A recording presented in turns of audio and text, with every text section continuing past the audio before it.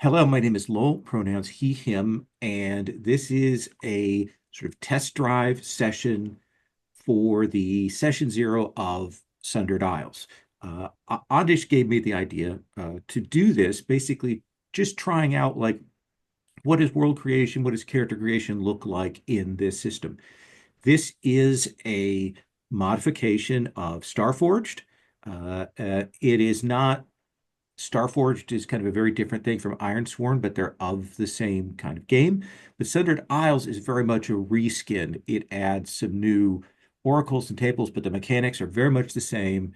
It uses a lot of the asset cards from Starforged, takes some out, and adds its own in.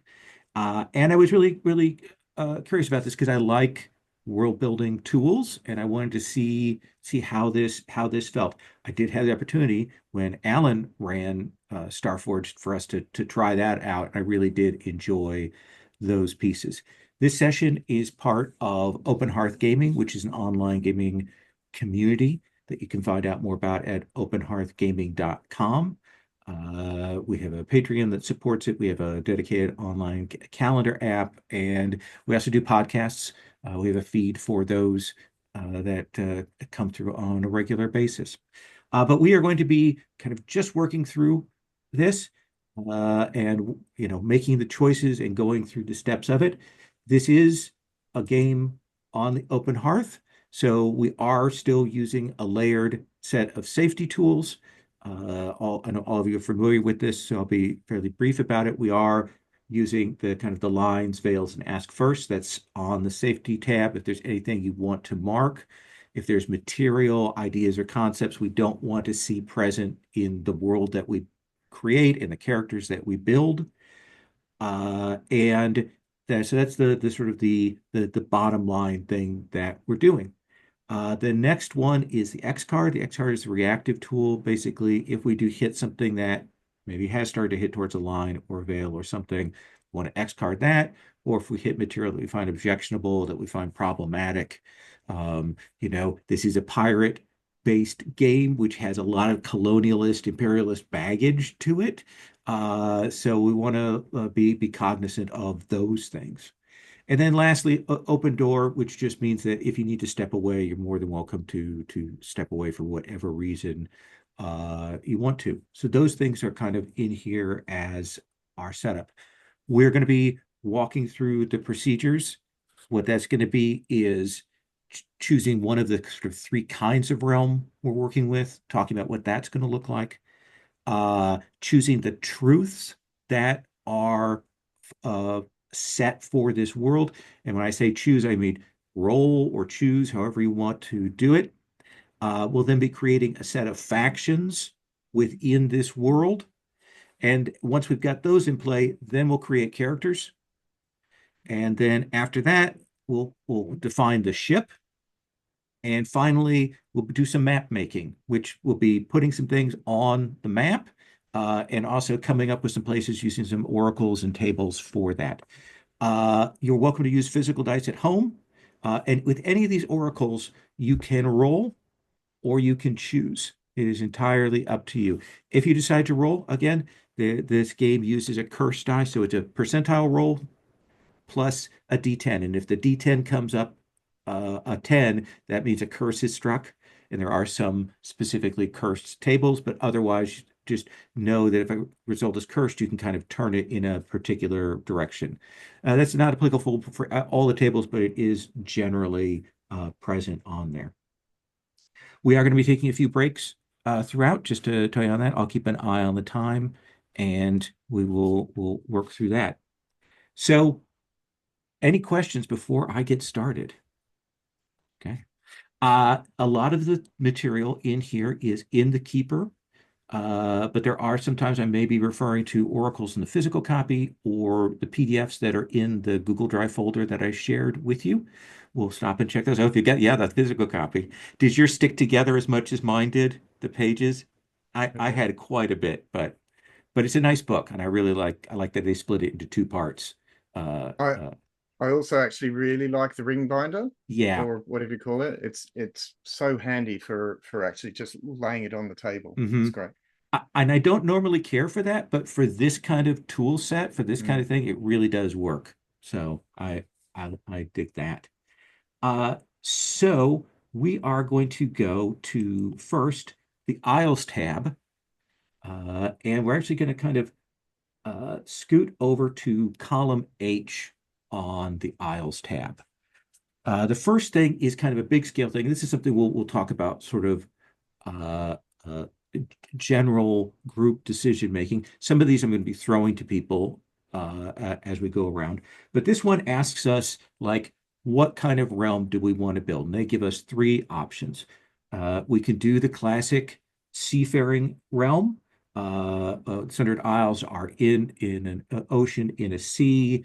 We've got all the classic wooden ships and iron men kind of set up there, and it has various kinds of physical geography that comes out of that. The second one is Skyfaring Realm. So again, wooden ships or other materials, but more of a magical realm to it. A split world, a cataclysm that is hit with different levels uh, of altitude and space and so on.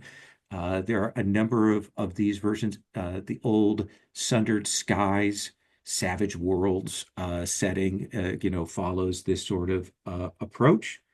And we can talk about what that might look like. And then the last one is where we take the idea of this sort of fantasy historical thing, but then we put it with space. More Starjammer, Spelljammer kind of thing going on in that. And again, this is kind of thing we're going to have as a frame in the background. Does anyone have, and this is again me risking putting this out to the table openly, anyone have strong figures about which one you would prefer to do or prefer not to do? If I'm honest, having played and run Starforged, redoing that as a starfaring pirate strikes me as not to be to truly engage with the pirate. So I suppose I'm not Mm. keen on the starfaring realm. The Okay. other two I really don't mind. So seafaring or skyfaring, uh, either of you have feelings either way? I would lean towards seafaring, but I'm not particularly. Well, a small list to the side gives us the Yep. course that we have set there. So we are going with the classic seafaring realm. We've got a physical geography there on the waters. We've got all of the challenges that come from that, and the tides and the shoals and all of that imagery is present here. So that is our our big picture classic in the background. So the next thing that we're going to be doing is let me get to the next page once we've got that, is choosing our truths. These are things that are true about our world. And I am going to go around and have people, I'm going to point to you and have you kind of make a pick, but then we can also talk about what that might look like or tweaks that you want to make to that. So this is starting on our Isles page again with that column A. The first thing is the sundering, the event that caused these isles to be split. And the question is, how did the isles earn their name? And Alan, I'm going to put this first one in your lap to roll or choose. Well, I love to roll. So that is 21, 1 to 33. A Eh, great war left horrible scars upon the Isles. Generations old war is only recently ended, and the reminders of that fruitless conflict are all around us. Islands racked by destruction, seas tainted, people displaced, the cost is immeasurable, but some still squabble over what remains. Excellent. Excellent. And generations old war, only recently ended, so our characters may have this in their living memory as it has gone on, and eventually we'll have to kind of choose if that changes the name of our realm or gives us another thing to start from. What we have here as well, just to point to this, I know you can see it on the keeper, but I'll say it for people at home. This is a drop down, and there are basically three choices. We've chosen this one after the roll. That also presents a set of ideas for quests. If you were running this game, they would allow you to generate particular quest prompts. There are some things that help you in terms of character creation prompts, particular characters that are better suited based on this particular choice. And then also faction prompts. When we get to factions, it's a good reference point for that. So the next question is we've got this broken realm. Andish, what remains of lost or fallen people? I'll roll and we'll Okay. see if that comes on. I get it 83, so that's the third thing. An ancient civilization of unfathomable power left its mark upon the isle. Yeah, I like that. Yeah. These people unlocked secrets beyond our understanding. The ruins marking their legacy are places of unnatural construction, confounding mechanisms, and cryptic relics. Some islanders revere the ancients, others seek to understand them. A few have more selfish motives, pillaging the sites for treasure and artifacts. But some secrets are best left buried. Many ruins are cursed, corrupted by time, and haunted by malignant evil. Excellent. Excellent. I like that. Which brings us to our third prompt on here. Uh, Asks about the state, post-war of our present era, of our present time. Teast, what is the state of technology?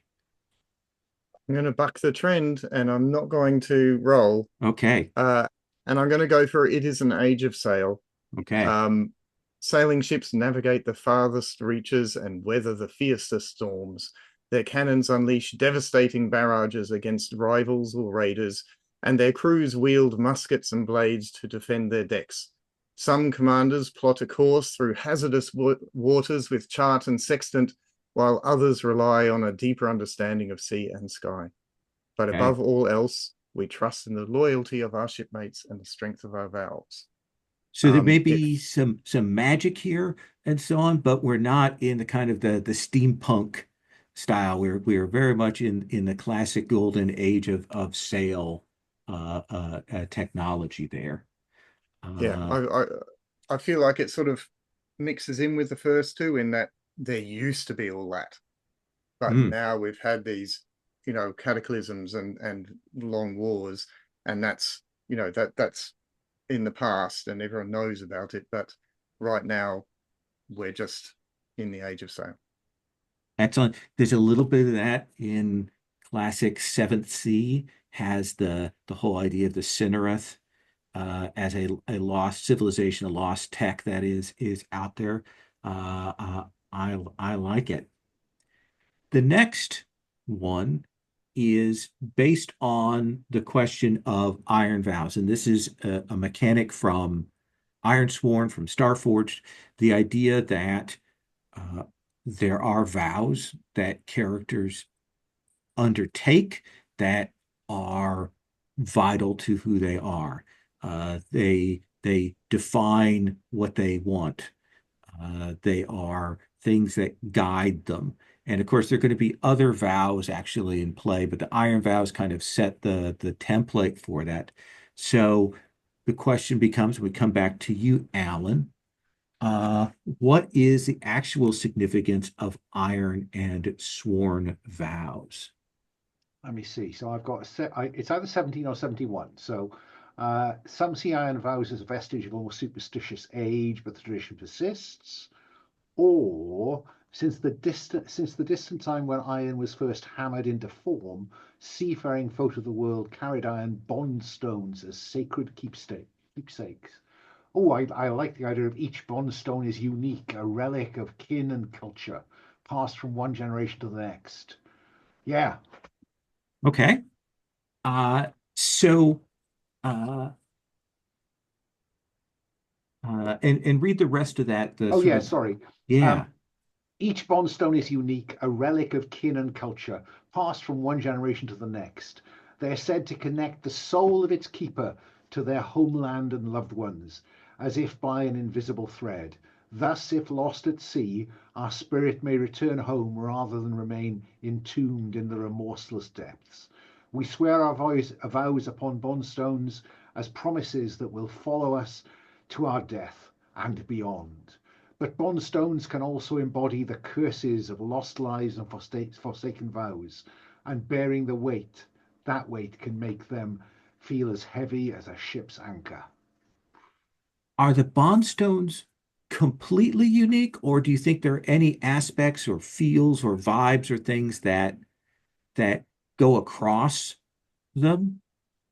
I think that I quite like the idea of different peoples, maybe, that exist in among the Sundered Isles have subtly different patterns or engravings, or maybe the bond stones are made of different things. Um, yeah, So vastly different bond stones, but there's something about their design or materials or yes, something that you can tell that, oh, they're from the Southern Isles, from these yes, peoples or that from yeah. this culture. Okay, I dig But that. That's great. each is unique to whatever familial line. Um, and when you inherit a bond stone, you get to add something Mm, to it. mm.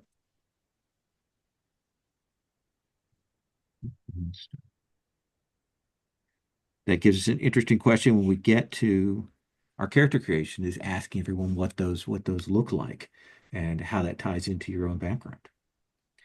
Uh, Next is navigation, the question of how people and places are connected. So, Andish, Yeah, I'm going to look these over. Scattered to the winds, but a connection persists. Rely on the ancient traditions and knowledge of the star mark to navigate these perilous seas. Or bleakness that occurs upon the eyes, confounding navigation and severing connections between communities. None of those grab me right away, so I'll roll for it. okay. Uh, just see. Oops. Yeah, navigation. First one. We are scattered to the winds, but our connections persist. The people of the Isles are often isolated.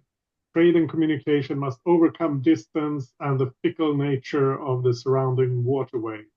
Known passages are undone by tumultuous weather, capricious seas, or unforeseen conflict. In spite of those challenges, skilled voyagers and their indomitable vessels are a tether that binds the people and places of remote seas into a greater community. So very classic Age of Sail. And again, we don't have weird magics that cut us off. It's things lost in the war, and that have caused us, and now people are refining their ways, and it is about the force of nature itself. I mean, does that suggest that seafarers are valued by society because they are those links? I think so, and not necessarily in a superstitious way like we might get otherwise, but a You know, real. we're a practical connection. Mhm. Who else carries the mail? Yeah, But but that could also backfire. Like, oh, you're the ones who charge us money just to bring things from here to there. Or it could get some of that as well. But yeah, Reasonable costs. yeah, absolutely. But definitely seafarers will be important. But I think Yes. that's kind of a default assumption of the game, maybe. But yeah, this pushes that definitely. mm. it's interesting too, like the relationship between seafarers and Ironsworn, or whatever we're called, in that, not all seafarers are going to be Ironsworn, not all Ironsworn are necessarily going to be seafarers. Mhm. How does that how do people relate to those options? Yeah. There's also the idea that anyone could become a sailor, like rather than there being a magical talent, Mhm. or that you could go off on a life of adventure is a thing that you could undertake, a little more democratized in that. We all welcome apprentices. Yes, they are a fine sacrifice to the They cost of are these to things. the gods. To the Uh, deeps. the next one is the question of empires and how great is the threat of colonization of conquest over our region? Dice time. Okay. 79, so the third one. Okay. Oh, oh, Got it? I did Oh, the wrong good. one. I got it. Sorry. So are you good with that one? Uh, yeah. Oof. Ooh. So we've just had a big war. Hmm. Everything was rent quite a while ago. I th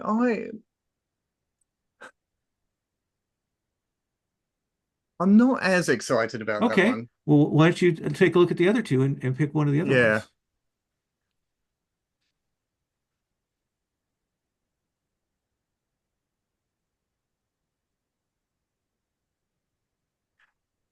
I think I actually want to just go for the first one. Okay. Um it Yeah, I'll read it. The Sundered Isles are free from imperial control for now. The empires have only a minor presence. Their outposts are isolated and pose little threat, but there are resources and riches to be exploited, and freedom is a fragile thing. Even now, imperial agents are said to be among us, working in the shadows, planting the seeds of conquest. So, so I really get the feel that this is that at the moment the Sundered Isles are recovering from all of the bad stuff that's happened, and it's I'm feeling like I'd love it to be a hopeful story. I like it. So Yeah. And kind of a little bit of a mineral rush in some ways, or a rebuilding uh, rebuild. uh, there, with there not being, a big bad over this, but people finding and setting their own fate. But presumably these imperial powers were involved in the war that happened. And this is like, so the question is, or maybe they weren't, and this was a different war, but Well, presumably, let's ask that. Is it a yeah. question of that these forces, these imperial forces, were damaged by the war and that's why they're not present, or is it that they weren't involved and were at a distance and have now come a little bit creeping in? what about the idea that I'd these go for the first. Sorry, Alan, go. I was just going to say, what about if these empires were other kind of successors to the major powers that fought that war, and that the Sundered Isles, because of their geographical location, are a point of contention. Mm, So, maybe there was some cataclysmic battle here. The empires backed off, leaving, what does it say at the top? leaving Islands scars racked by upon the distraction, isles. seas tainted, people displaced. Mm. And now they're getting, they're now getting interested again. In that way where they have some history, some legacy from a previous empire that they will stake their claims on, even though those claims have long passed for them. Okay. Mm. And it creates an interesting context for character generation if some of those factions are related to those empires, and or we have familial roots into those empires. I Yeah. like it. Uh Excellent. That then brings us to the question of piracy itself. Uh, Alan, I think we swing back to you with the question of pirates. So it's 80 or 8. So it's either a burgeoning pirate nation wields great influence, or pirates are merciless raiders. I think, given the kind of political context we've just set up, I think I prefer the idea of a burgeoning pirate nation wields great influence. Mm, Um, maybe coming together under the for some fear of what those empires may be about. Okay, read us the rest of that prompt. The Marauder clans sail under the command of the Dread Court, a conclave of 8 veteran pirates whose shrewd tactics position this nation of cutthroats as a rising power. Once each year, the pirate fleets gather at a port called Flotsam, an artificial island built from the husks of captured and ruined ships, to pay homage to the court and make plans. I think that fits with what we've set up so far. They are a pirate nation, but they're certainly not as powerful as just the mm. numbers of general populace here. So they are a figure, but not entirely dominant there. And it places people living in the Isles in that difficult position of, should we align to the pirate nation because we're worried about the empires, or could the empires, if I'm a rich merchant, would the empires be actually quite good to control this pirate nation I'm worried about? So I think there's some interesting political coming and going there. Like it. Uh, Andish, with those in mind, the question becomes religion and what is the role of faith in this place? I will look at the options. Ooh. Those all seem interesting, so again, I'll make a roll. Okay, yeah, no, it's always good when you can't choose because they're all good. Yeah, I got the middle one. Gods enact their will through manifestations and miracles. I'll read it and then we can talk about it because I feel Sure. like this clashes a bit with what we've decided before. We chronicle the visitations of the gods in our histories and decipher their enigmatic purpose through sacred rite. In times of crisis, their earthly avatars have guided us through the upheaval. For many, faith in these gods offers meaning and fulfillment. For others, belief is a cudgel used by tyrannical leaders to divide or control us. For this reason, some people and cultures disavow the gods to follow different paths. So I'm of two minds here. On the one hand, this adds an interesting supernatural thing to an otherwise fairly grounded setting. Sure, we have the ancient ruins and all of that. This could be an interesting contrast to like the normal stuff. On the other hand, it pulls us. On the other hand, it is a contrast to that. It pulls us away from this a bit from the political machinations. I feel like. Well, you've got a couple ways I think you can read it. Like on the one hand, you could read it, yes, there are gods, and we have seen their manifestations, and we have more concrete proof. On the other hand, it could be that this is just the belief set. Yeah, yeah. And earthly avatars are people who've declared themselves earthly avatars. So I think that's like probably the first choice that you need to make is like, is this if we have this, is this a world where we definitely know that the priest channel, or whatnot, or is it more questionable? I like the latter option more, but I don't know. Alan and Feast, what do you think? Feast, any of you? I mean, I quite like actual gods. This is, if I was to have gods in a world, that's how I want them, right? Yeah. Because I mean, there's an interesting question here, isn't it, about whether are the gods real, but certainly the churches are, Mm. and what is it, wielded like a cudgel used by tyrannical leaders to divide or control us. Yeah, So I think there's an interesting. I like the idea that we do have the gods. They are real, but they may not be associated with the churches. Like there may not be a direct one-to-one connection. Hmm. And it may not always be that people that claim divinity, in fact, have it, that there is still an ambiguity there. Uh, but we do know that the gods, as capricious and unnoble as they are, have acted, and there have been avatars, but whether they are, in fact, the people that have claimed or not. I like that as a good middle ground. It gets us a Yeah. good play around with it, which then brings us then to kind of the flip side to magic. What is the impact of supernatural forces? I've lost track of whose turn it is. This It's my turn. teast.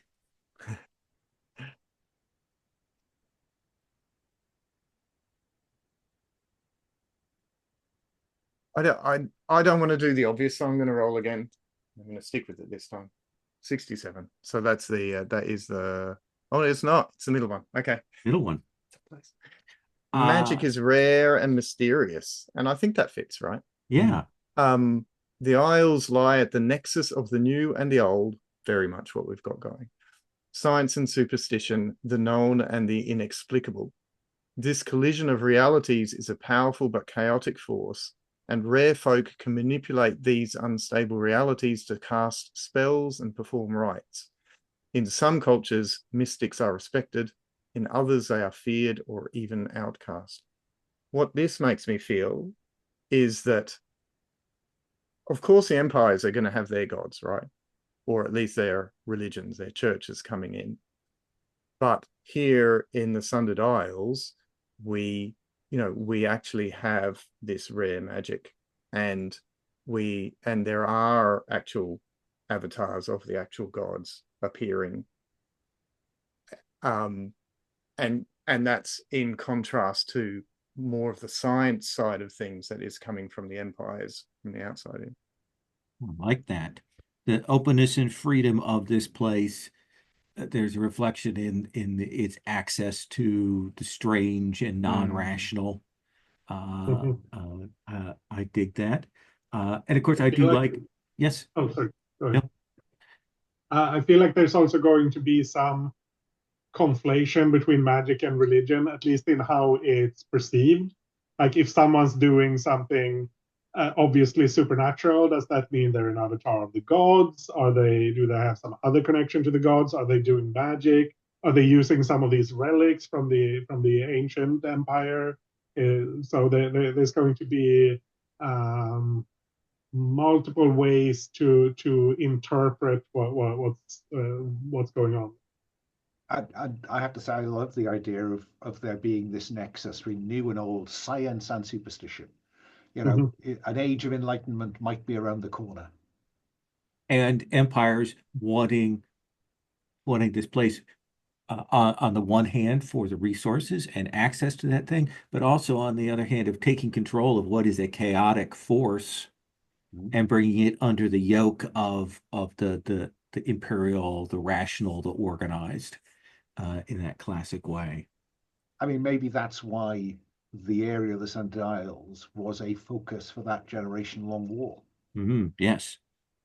You know, what were they after? Uh, Alan, come back to you with the question of beasts. What Okay. is the nature of extraordinary creatures? Okay, so it's 19 on 91.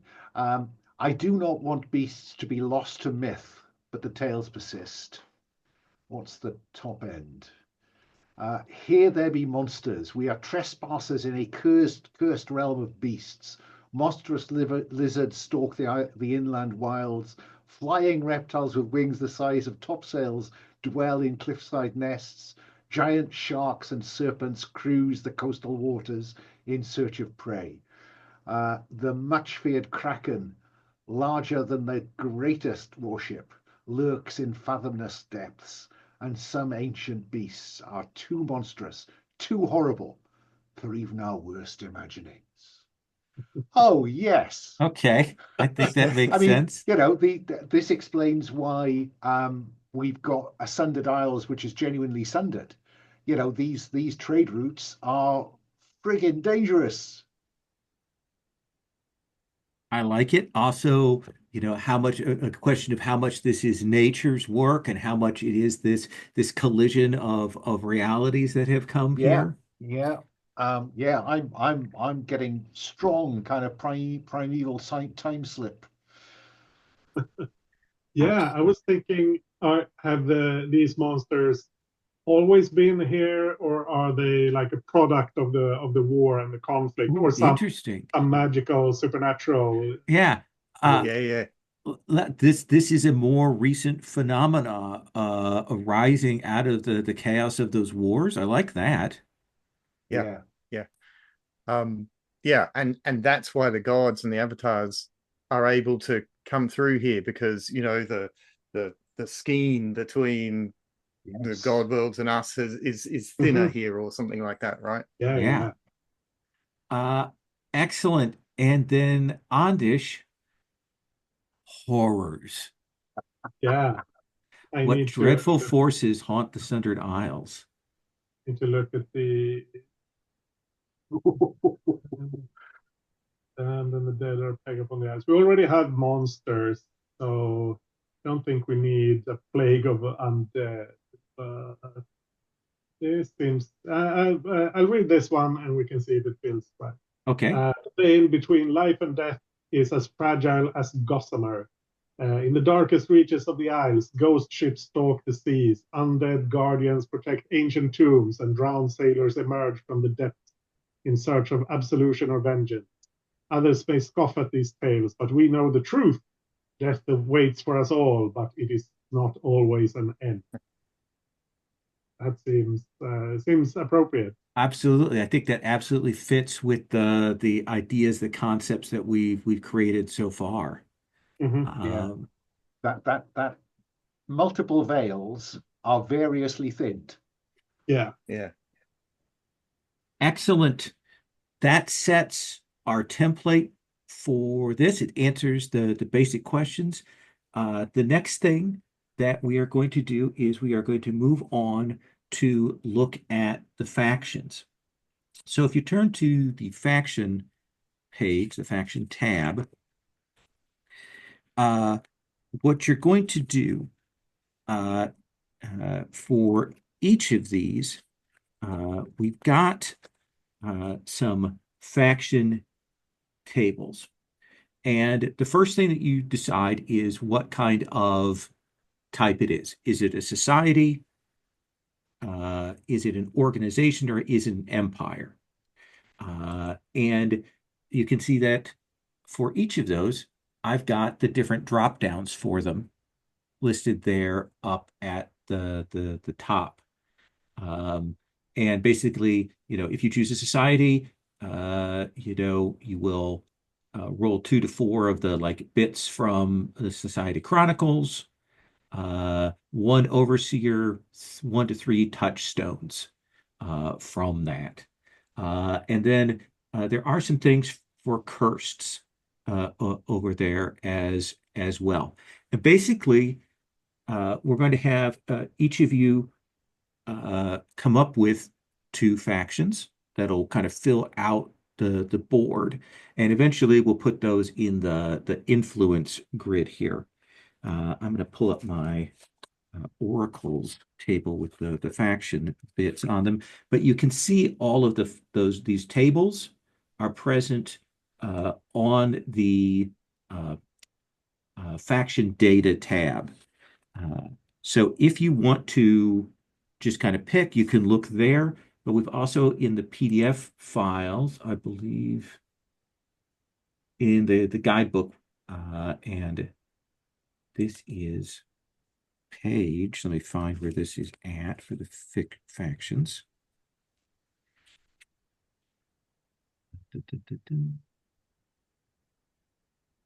Faction, which are 68 in the physical guidebook. And then in the Sundered Isles PDF, it's actually a different thing because they put everything together. Let's see here. It's going to make it so it's hard for me to preview this. There we go. First die.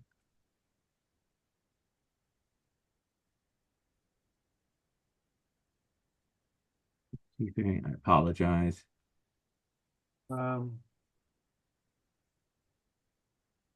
Factions in terms of the Sundered Isles guidebook, set your faction starts on page 90. Page 90. Mm-hmm. The actual oracles for this Ah, in the Oracle guide, in the physical copy, it is page 68. But let me get what page it is in that PDF. Because the PDF is a little bit different numbering because it actually has both books put together. I should have written this down. Another place. Let's see. Settlements.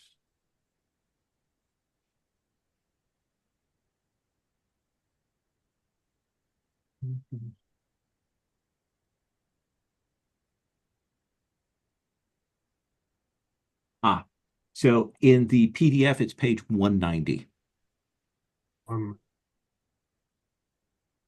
yeah, I'm not sure which PDF I'm looking at. Okay, so there's the Sundered Isles guidebook PDF that I have there in the Oh, folder. yeah. That's the one. Okay. Which, You sorry, page again? 190. I'm glad we're doing this because I just realized that I already had the PDFs. I'm back to Starforged for Starforged, and Uh-huh. for this Sundered Isles thing, whatever, I don't care. And now I think it's very interesting. So that's good. I also just want to quickly say, wow, Sean Tonkin and those evocative, paragraphs, so Yeah. good. Yeah, Mhm. yeah, those really sharp. So Teast, I'm going to start with you on the factions. So do you want to kind of decide what kind of faction you want to make up? Yep. Okay. Yeah. So, we've talked about a lot of bad stuff. So I want to have a bit of good stuff. Okay. I'm imagining a society of people who are just trying to get by. So I guess start with the type of society. Okay.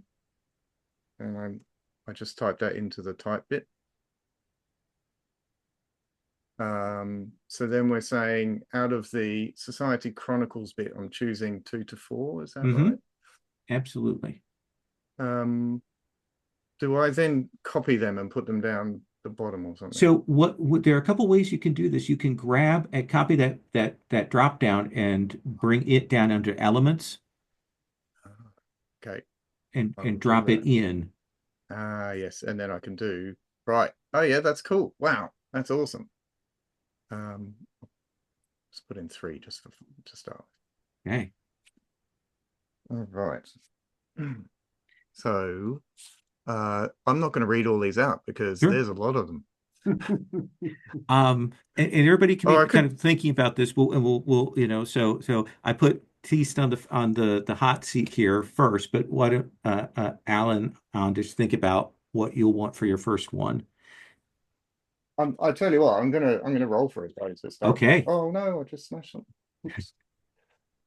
Right, 30 is the first one. So that's faced a troubled secession. Secession, how do you say that? Yes, so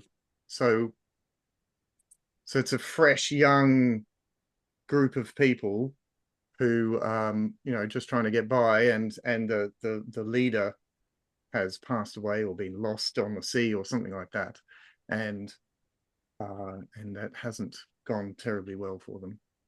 And then 17, establish a new system of governance. Oh goodness. And that bit. Yeah, it does, doesn't it? That's why they had faced a troubled succession, because they established a new system of governance at the same time. So like a democracy or republic or something like that? I'm going for democracy. I'm Okay. going, there used to be a, not, let's not say a tyrant, but like, a person who was feudal in their approach And people went, we don't want that. We can have, if we want that, we'll go to the Empire, right? Mhm. Let's try some democracy. So was this like a governor from one of the empires, or like a remnant, or was this a local strongman? I think a local strongman. Yeah. Yeah. I thought as we approach May the 4th, we really needed an Imperial remnant. We'll get there. We'll get there. I was going to say, I'm pretty sure we'll get there. Do I want another chronicle? Why not? Okay. Let's have a go and see what we end up with. Oh wow, 100. Vanquished a rival or enemy. All right, so I think that Okay. this society it was able to eject this toxic person that they didn't want around anymore and establish a bit of democracy. And the reason why they felt they had to do that was because there was this rival or enemy who might be one of the other factions, that they needed to deal with, and they needed to, as a group, deal with it. Okay. Maybe this strongman had made a deal with one of the empires that was kind of like selling his people out, and then so the people rose up, overthrew the strongman, and fought off the empire. Or is that too much? I sounds good to me. Yeah. And then, so who are the overseers right now for the society? So we are. I'm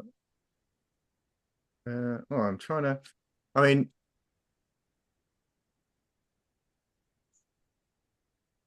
so we've got delegates gathered at convocations. And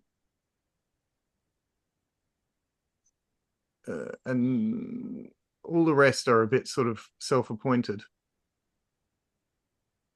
I think it's fair to type, to make up your own and say a democratic conclave.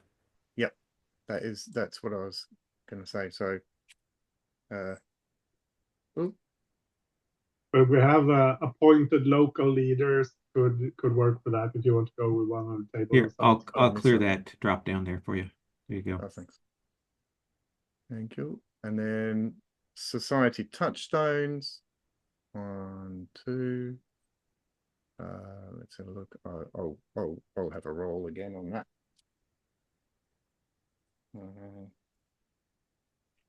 'There's a lot of them. 40 is distrustful of mysticism or magic. Or I don't actually like that. Okay. Because of this thinning of the screen here, I kind of feel like these people do have a connection there. Well, do you want to say values that? Oh yeah, why flip that? Is there? Yeah, and just type it in. Yeah.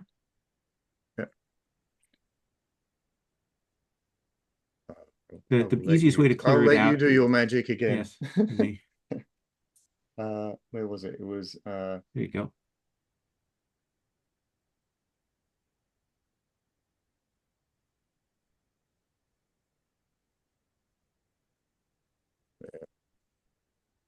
And then let's roll the other one. 25. Value, science, and knowledge. That's kind of interesting, isn't it? It's like, yeah, let's do that. Okay. What does it mean? To value both of those things simultaneously. Yeah. Yes. So what do you want to call this group? I want you to give them a name. Oh, we always love the names, don't we? Yeah.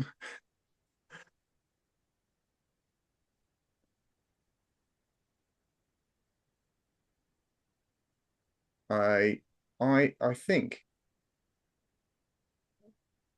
that it's just going to be the name of, so all these wars happen. The place is scarred. We're essentially in the remnants of what's all, you know, of what's left. And this was this port that they happen to be in, and so they don't sort of own the name at all, is just called Petersfield. Okay. And so they're just that's just how they call themselves. Okay. I don't know. Petersfield. I like it. Yeah. So And is this society like local to one island, or are Yes. they like, yeah, okay. so it feels like that should probably go in one of the subsisting slots, maybe. Where does that go? So we have the faction influence grid up above. Basically, this becomes our random table when we're generating factions later on. Yes. Yes, it is subsisting. Yes. Okay. I see what you're saying. Like that. Yeah. Yep. Alan, what are you going to start with here? I'm quite interested in the idea of having some representation of one of the empires. Okay. Yes. It just seems logical to me. Yeah. And so I've been rolling some dice in the background, and in terms of imperial leadership, I like a dynastic ruler. Okay. In terms of tactics, let's see if I can play this game that you played. Aha! There we go. Through set of imperial tactics, I want to go with the attractions of industry and commerce, because I think that I like the idea that we are at that point, that tipping point between superstition and science. Mm-hmm. We know that there are resources here that the empires want. So I want exploitation of natural resources, whether those are monsters, magic, bond stones, or something else, who knows? Maybe you need to use bond stones to power some aspect of your industry. Imperial tactics.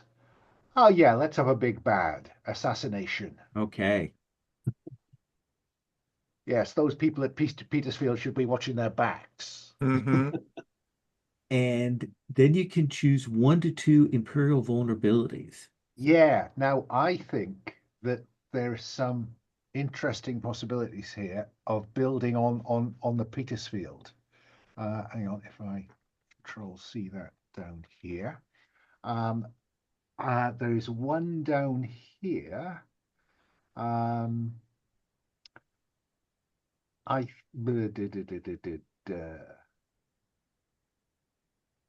think, hang on, no, I've lost it.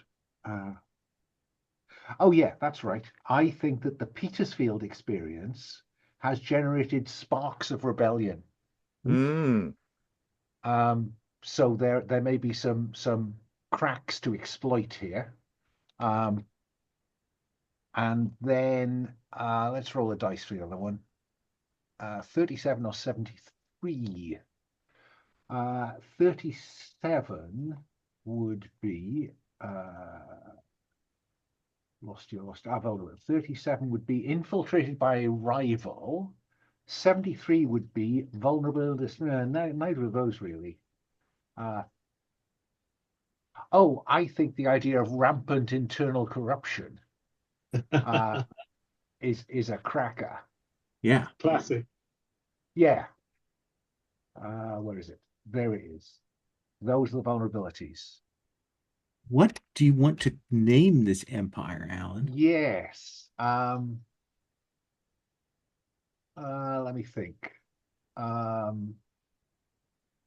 think the dynastic ruler is left up on the general empire tables. It didn't.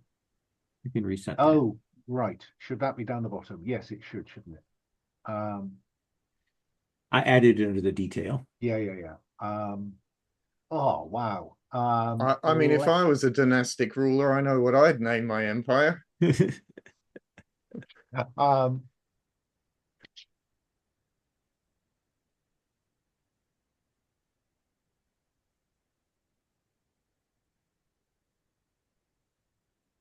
the Empire of Everlasting Progress. Okay, Nice. excellent. Nice. And then Ondish. Yeah, I'm going for another society, and I think this is kind of maybe representing more like the broader culture of the Isles. We have the Petersfield, which is a specific location, and this would be kind of a more Cross scattered. island Yeah, yeah, connected. yeah, Okay. yeah. And I have not rolled any dice in advance, and we'll see if any of this makes sense. I'm just going to roll. So what do we do first? Society Chronicle. 69 is saw the collapse of a long-time ally. That, that's interesting. That is go. And then 90. Yeah, feel free to generate all the chronicles before we put some details on it. Yeah, yeah. Suffer the loss of a respected lead. Okay.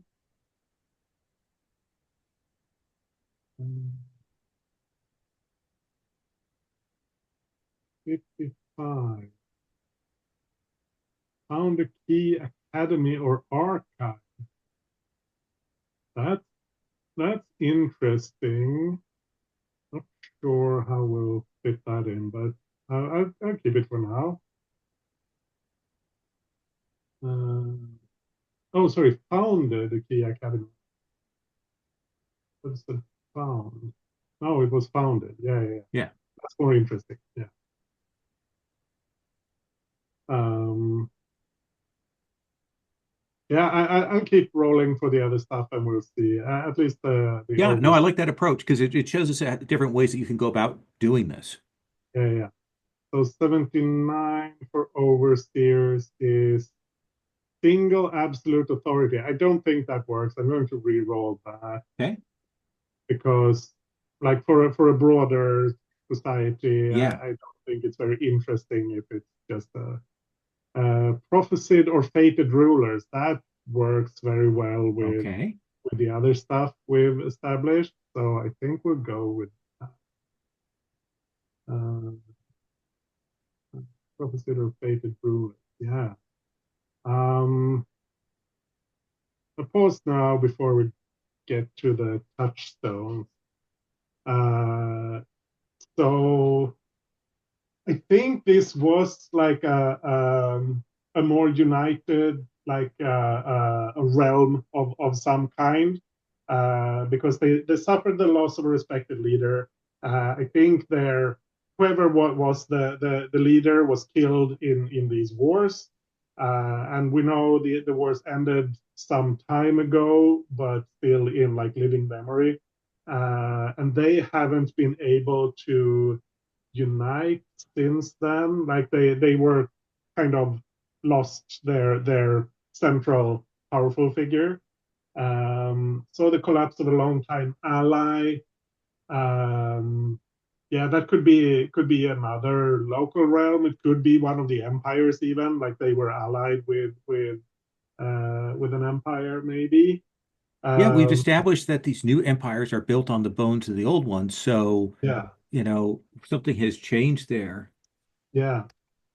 Founded a key academy or archive. I think since they're also going for prophesied or fated rulers, I think they are collecting like stories about the gods and that sort of thing of these miracles that have started happening in like also as a relatively recent thing.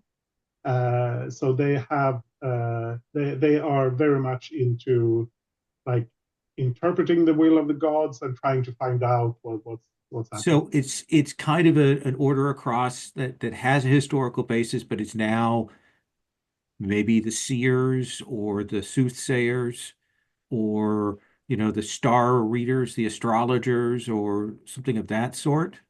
Those would be like the rulers, because this is a society, so this is like people in general. It's not an organization. Yeah, because organizations are different things. So this Yeah. is like a culture or a thing or Oh, okay. cultural. I see what you're saying. So Yeah, across the different islands, there are these people who used to belong to this sort of shared society, this shared culture, and still have these values. yeah. And Uh, maybe now they're more widely scattered, like they were geographically more closely mhm. located, because they had this they Refugees, resettlement, that kind of yeah, yeah, thing. yeah. And now they're searching for more information and knowledge about the gods, and that's like one of the driving things for these this group or society. And then what Uh, do you want for this touchstones? yeah, let's see. I'll roll first, and we'll Okay. see, because it's always interesting if it's something contrasting. So 40 was distrustful of mysticism or magic. Ooh, that's kind of interesting if they're into the gods but not magic. Yeah. Like that I kind of like that. And that also sets up a conflict with Petersfield. Yeah. Um, Trust or mysticism or magic. I roll one more. 76 is maintains a strict caste system. I don't like that. Right. What 67? Hold seasonal festival. That's nice. Let's go with that. What kind of festival do you think it is? What is the tradition? Is it a year turn kind of thing? Is it a holiday? Is it a harvest? I think they do. I think they celebrate the changing of the seasons, like every like now, or if it's standard spring, summer, winter. It could be something else here. It could be like the rainy season or whatever. But I think they celebrate the changing of the season. Okay. I think they What see that as like now the expression of like the will of the gods or something. Like now the gods are intervening or causing the seasons to change, and that's worth celebrating. what do you want to call this people? Ah, yeah. Um, think I need to think a bit about that. Sure, absolutely. Um, I have a sense of it, but Okay. I need to go through a thesaurus and look for some. Sure. Uh, let's come down then. Teach, let's have you do a second one there in C42, that box down there. Yep. If you've got one empire, you've got N empires. Yes. Uh, so uh, so I'm going to go for another empire. The leadership is going to be a religious leader. Okay. This is a very religious empire indeed. Oops. I've, and I'm going to choose a couple of imperial tactics and then roll for a third. So they have disciplined in terms of how they do well. They have disciplined military forces and a dogmatic religion. And you can see the direction we're going in there, Oh, right? absolutely. And 50, which is indoctrination and propaganda, is another of their tactics. Well, Okay. that kind of fits. There we are. And then in terms of vulnerabilities, let's have a look. Oh, yes. I better copy it down. So is the one I rolled, which I love, is infighting and treachery among leaders. Absolutely. So as they're expanding out with their military forces, it's like, what's all this religion stuff about? We can deal with that. And then potentially, what's that one? Oh yeah, okay. I want to have. I'm going to put in a vulnerable, specifically vulnerable. I rolled vulnerable industry, which I think I might. Yeah, I'm going to stick with that. Okay. What I'm thinking is that this particular empire is I'm going to put in the diminished category. Okay. And they're one, as we've said, one of the remnants of these previous wars, and they still think of themselves as being top dog and love to throw their military might around, but actually they're quite diminished, and they've got all this infighting, and um and I'm not quite sure which industry is vulnerable, but we've got the opposition empire who one of their tactics is industry and commerce, and they can see that their hold on things is beginning to slip. They're going to be called the calm. The Let me calm. ask you this about them. We talked Yes. about these new empires being built on the old ones. Do you think the empire that this is previously built on, was it a religious empire, or is this religious thing a new thing, or No, something it else? was it's like just the skeleton left behind Okay, by this previous thing. They're holding to all of the old ways of doing things, um, and the old religion, even though we're in a new world, as it were. excellent. Alan.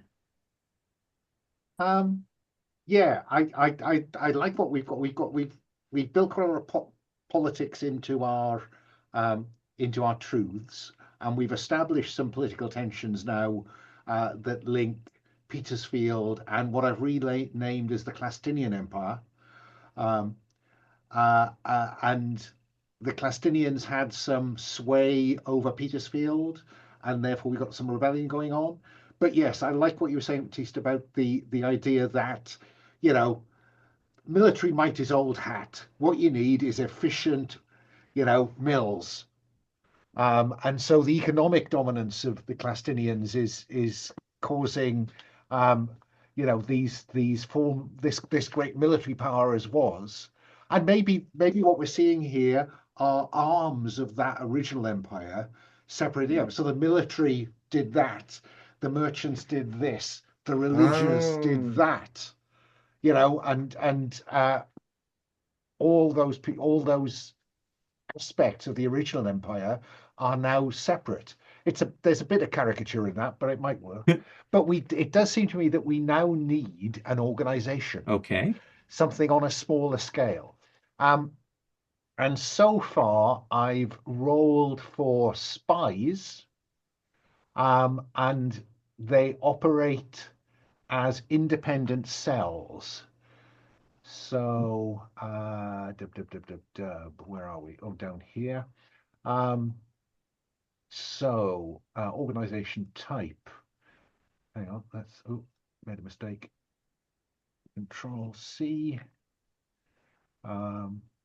is. Oh, The hang on. I'm getting confused now about what I'm trying to do. Type. Yes, type. yes, that's what I want. Control C. I'll put down there. There we go. Organization type is spies. Methods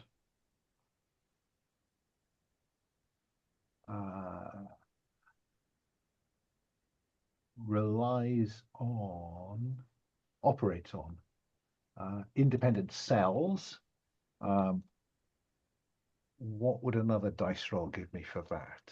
63 or 36? 63. Custom ships. or 36. Maintains neutrality. Oh, yes. I think they'll work for anyone who pays. Okay. Maintains neutrality in a notable conflict. Yes. And then what else do we need about them? Organizational secrets. 7 or 70. Let's have a look. Let's copy that down. Control C. Control V. So, 7 or 70. Those don't particularly roll. Colluding with criminal enterprise. Well, that seems to me to be almost taken for granted. I think so. Or 70, which relies on bribes to corrupt officials. Let me roll the dice, see if something more interesting happens. 47, 74, 47.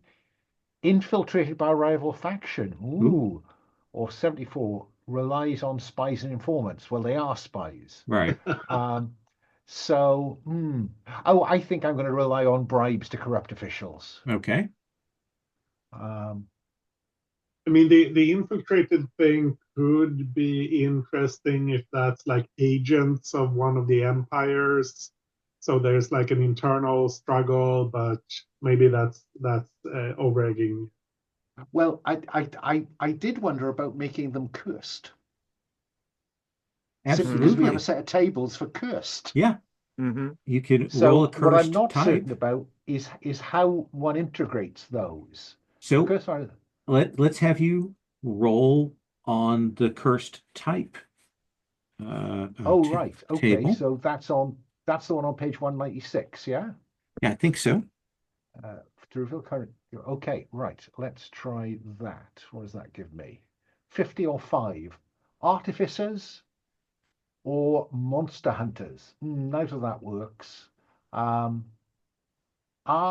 wonder whether it's time to put some cultists on the table. Okay. So spy cultists. Yeah. I Where like do it. cursed Yeah. are over there, aren't they? Oh, Control C. I'll grab you a couple of aspects. Cultists, thank you. And then aspects. 76, 67. 67 operates from a hidden location. Oh, yes, like that. Or 76. Stricken with a terrible need. Oh, yes. Let's have them stricken by a terrible need. And maybe then the other one is that they operate from a hidden location. So these are cultists. They become kind of spies, Yes. information brokers, Yeah, I operating mean, in cells. didn't we say that there are some some avatars, some the churches exist. Yeah. So I think that these are worshippers of either a god of knowledge and information or of the shadows. And I'm going to call them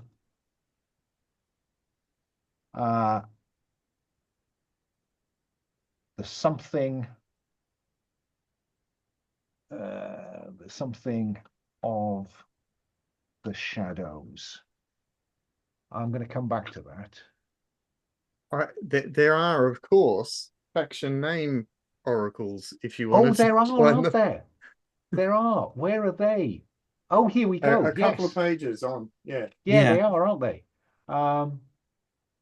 Oh, yes, so there are. So organization, theme, aspect, theme, persona.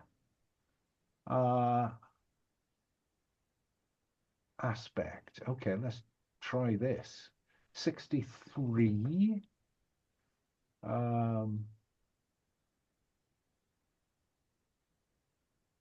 Ooh. 63. No, I don't want rebellion. 36. 36. No, it has to be secrecy, doesn't it? That's what this is all about. Okay. Secrecy and curses. Oh yes. Oh yes. I like that. Oh, I think I'm going to go for the Umbral from Secrecy Hmm. and 76, 67. Oh, both of those count. Oh, Souls. The Umbral Umbral Soul. souls. I like it. Yeah. What is their terrible need? I think that um I I I want them to have some supernatural. I think there's something here about yeah, they're cultists. There has to be human sacrifice. There Yeah. has to be some kind of skin in the game when somebody goes missing. Okay. They And they, whether there's any truth in this, whether it's actual magic or ritual, who knows? But they believe that they can divine, these corrupt officials. They can work out what they need by reading the entrails of their victims. Oof. I mean, I there like it. was one of the things Sorry, on the Teast wanted this to be hopeful. No, I think we've got to have some bad Okay. guys. One of the things on the religion option we had, decipher their enigmatic purpose through sacred rite, in regards to the god. So that Oh, could fit with that as well. An obsession to understand through sacrifice. I like that. I have a question about influence, Sure. um, because I see in the influence table thing in the oracles, Uh-huh. there are some more terms than on the influence grid. Um, Yeah, it's a little odd that they do it that way. That's the grid that appears on the map as it's okay, as it's done. Which is a little bit different from the table that's there on the thing. So feel free yeah, to change, because I think the numbers are a little bit yeah. different too. The numbers are also different, but I noticed because I've in the oracle there's notable dispersed influence across a moderate area, which seems to be fitting for the society I put Okay. together. Um, but I'm not sure. Should I use the same Yeah, well, numbers? it's One sec. notable is still a 10, so let's just change the second subsisting to notable. Cool. They are the receivers of divine wisdom. Mostly just called the receivers. Okay. And Adish, uh, Yeah. I looked a bit at the tables, and we need a player character faction here, okay. and so that's going to be an organization who are relic hunters. Yes. Nice. Because we need someone who wants to go into those strange ruins and brave the dangerous creatures and all of that. And they need some method. Uh, I can make a couple of rolls and see if we get something interesting. Whoops.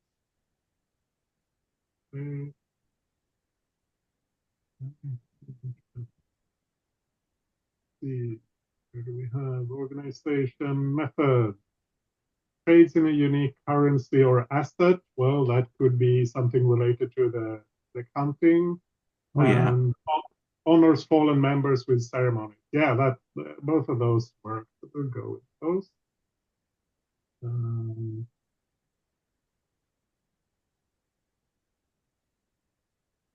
Trades the, in uh pre-cataclysm coins or items or things of that yeah, sort.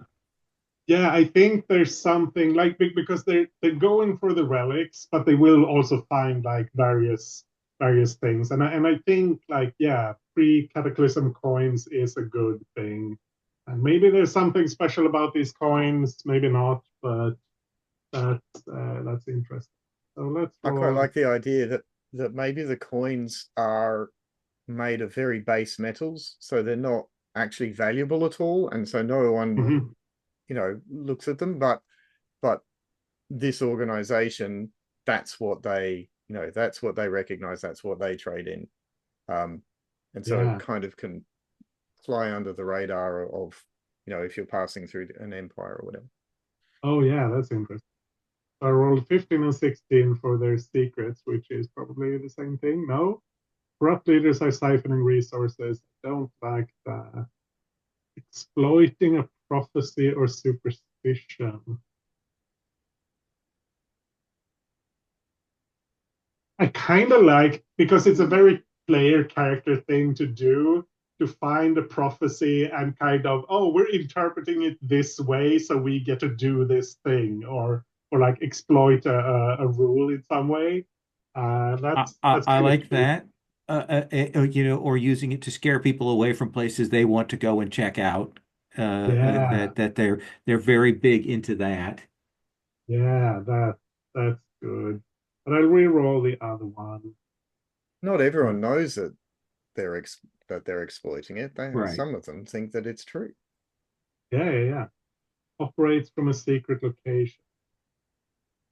Let's just look at the options. Um,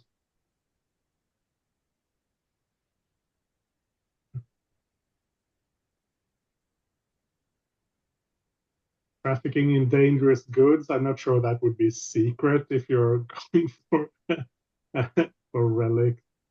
Uh, Maybe we just have the one Sure. secret. That's fine. I think we'll go with.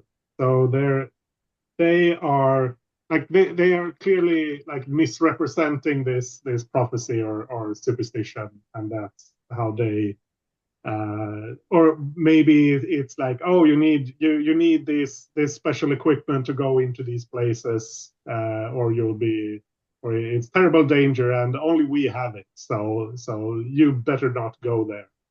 Could be something like that. I like it. Let's take a break. Let's take 10. And when we come back, we're going to talk about characters. Like we're going to go to the character creation section of the story. So take 10 and we'll be back.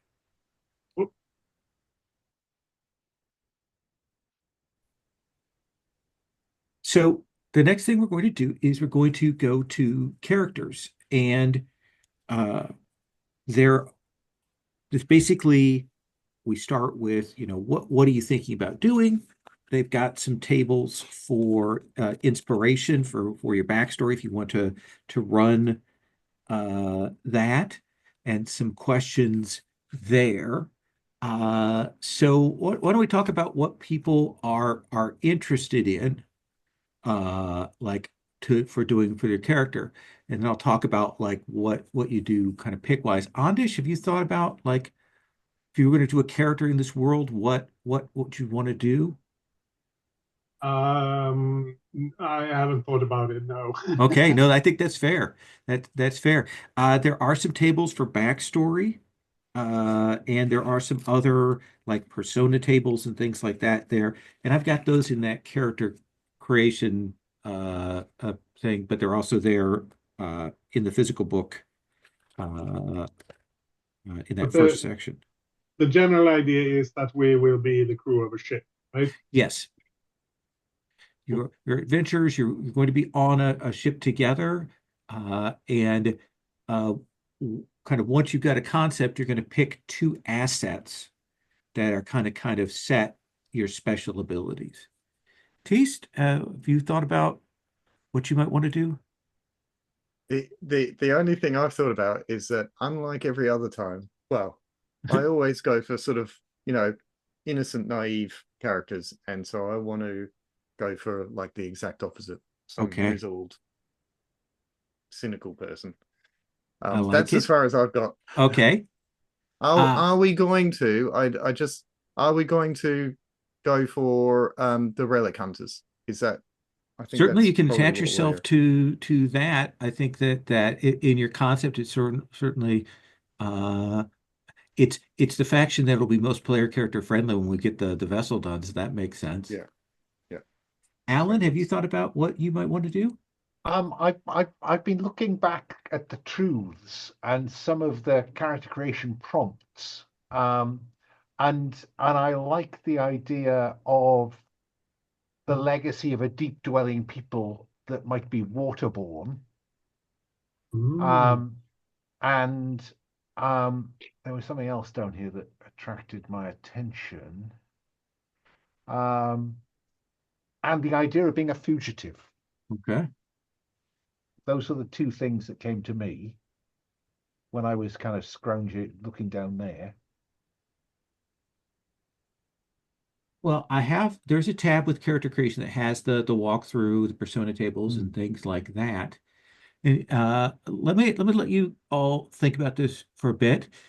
You may also find it easier to go, okay, what are the two assets I want? Yeah. mm, And then how do I build back from there? And the way this works is that there is a drop down for assets, and those are paths that you can take. Uh, uh, you can't take a companion as your first thing, but you essentially take two paths to start. And I've got those as drop down, and that will fill in the details. So if you want to see what a particular path thing does, feel free to grab that and take a look. So I'm going to sit here and let you take a look at that. For folks at home, I'm going to screen share briefly. We'll show you what our factions table looks like and some other things. So, Keith, I didn't catch everything about Oh, what what you were thinking. sure. So on the character creation tab, it has some like tables to help you make some choices, Yeah, yeah. to help you there. But if you want, what the big part of what your character creation is going to be is choosing two Yeah. paths. These are assets, and there are Mhm. drop downs there under the asset things. And those are a good way to kind of go, okay, I think this is what I would like to have, and then build back.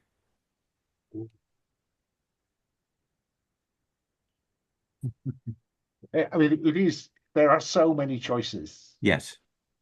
and part of me thinks I should just fall back on some random. Yeah, Stuff. I'm also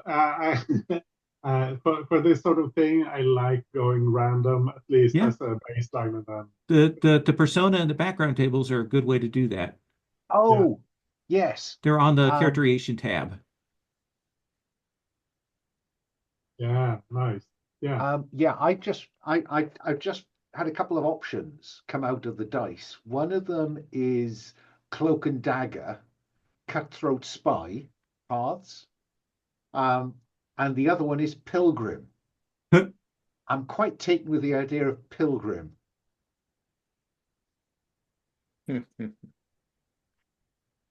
um, I just rolled uh, Soul Survivor, who is both a Oh, haunted and a vestige, which seems down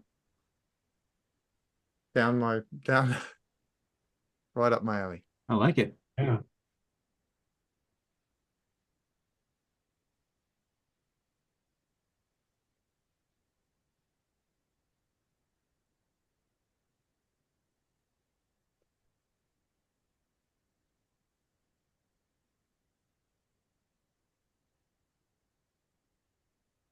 Mhm. Hmm. Um,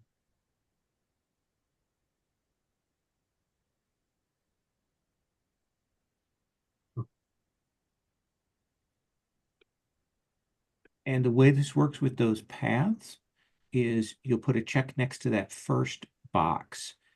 Essentially, each of these assets can be advanced 2 times.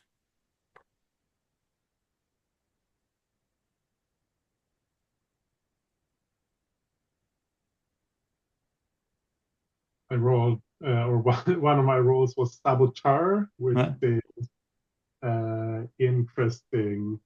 So that is demolitionist and Yeah, you can be a renegade from that cult. Oh, yeah.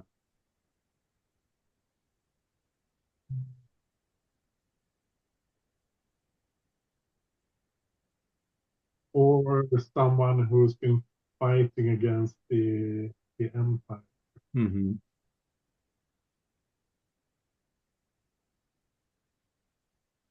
Someone from Petersfield, maybe.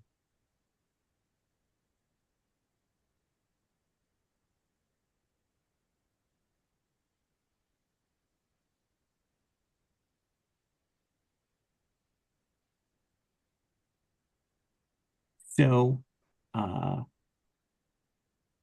I'm not going to have you worry about your, for the moment, background vow or necessarily the stats and meters, since we're just kind of doing conceptual things to Yeah. kind of give us characters that we would get a hook on.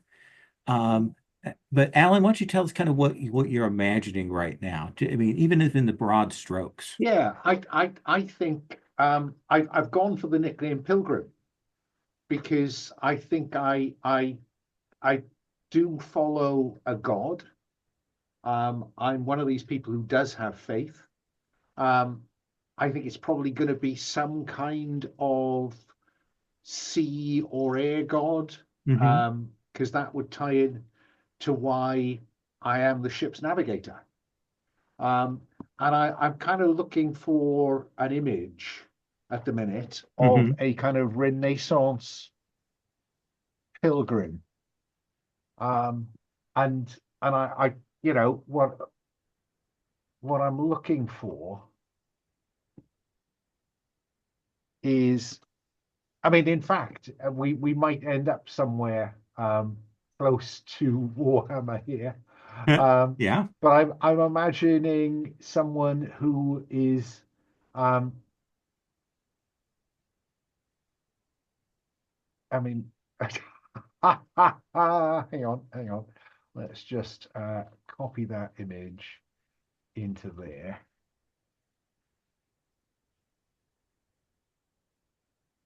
Oh, he's not really big enough, but if I think probably that's him.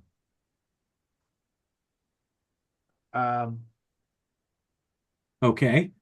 yeah, You or always like something. the kind of slightly crazy looking accessorized I was going to characters, say don't you? this is in fact that maledictum believer, isn't it? Yeah. Actually, he's too much of that believer. No, but yeah, I imagine someone who is um, slightly ascetic, um, someone who is let's get rid of that. Someone who is uh, a bit of a thinker. I was torn with scholar, but I think yeah, the navigator, not interested in worldly goods, interested in the journey. Hmm. He may not know where he's going precisely, but he's looking for signs of the steps he's going to take. I like it. Um, so you get those the path navigator and the path devotant and devotant. I'm not sure how you say that. And in play, you would choose one of your stats that you would Yeah. associate that with, and then you get one more asset at the end. And with that, you can choose a companion there if you want, or another path.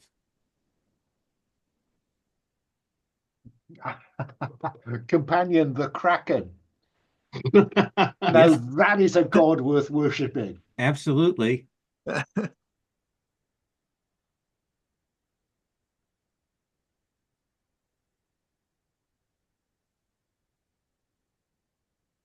Yeah, Oh have you wow. read the description of it there? Yes. Right. Yeah, when you summon the Kraken, fill one segment of a four-segment clock. The Kraken will heed a single command to destroy or overcome any foe or obstacle. If you're in a fight, take decisive action with an automatic strong hit. When the clock is filled, Ask the Oracle using the yes/no table if the Kraken turns against you. Maybe it's 50-50. I think that's a beautifully balanced sea god worshipping pilgrim. Absolutely. I think that that seems more than reasonable. It does kind of tell us like you had a vision of the Kraken and maybe that has led you forward. Exactly. Well, awesome. Whether my navigation skill is about finding it or avoiding it is an open question. What do you want to name your character? Yeah, well, he's going to be his nickname is going to be Pilgrim, I Okay. think. Um, um, I think I might resort to the random. There's a character name Yes. oracle, isn't there? What I'm not sure is where it is. Let's see here. I'm pretty sure it's Uh, or I can. character oracles, It's character roles. it's page 86 of the physical book, but that doesn't Thank help you, you. does it? Well, I mean, it'll. 186 is the reference I'm getting. Yeah. Here we go. Yeah, Yeah. yeah. Okay, let's have a look at that. So roll a dice. So this is 19 or 91. Aubrey or 91. I think Aubrey. That sounds to me like an Okay. appropriately 17th century name. I And like I'll it. come up with the rest of that in a moment. Uh Teast. I'm sorry, I just saw Anders picture. Yes. It's more 18th century, but it's a fun picture. I love a stovepipe hat. That's why I love the Chaos Dwarves in old Warhammer. Yeah, Yeah. so I've got Win, maybe Winnie. Not quite sure how you pronounce Wynnne, but she definitely goes by Win. Of the Lycian Sept.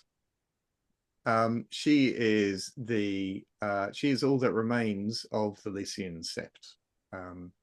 When she faces death or desolation, visions of her heritage gives her the strength to carry on. That's the path of vestige. Also the path of haunted, by the spirit of someone whose death she caused or mourns, probably both. And so yes, she's a troubled soul, one would say. Who do you imagine that soul is? Is it a mentor? Is it a sibling? Is it a partner? Is it someone else? I'm feeling it's a sibling, and you know, the being the last person, it was like the Sept was trying to escape some kind of terrible situation at sea, because you know, Sundered Mm-hmm. Isles, and I'm seeing, like, you know, we've got like that last shot, everyone's been swept away. Maybe it's the Kraken, maybe it's your Kraken, Alan. Yeah.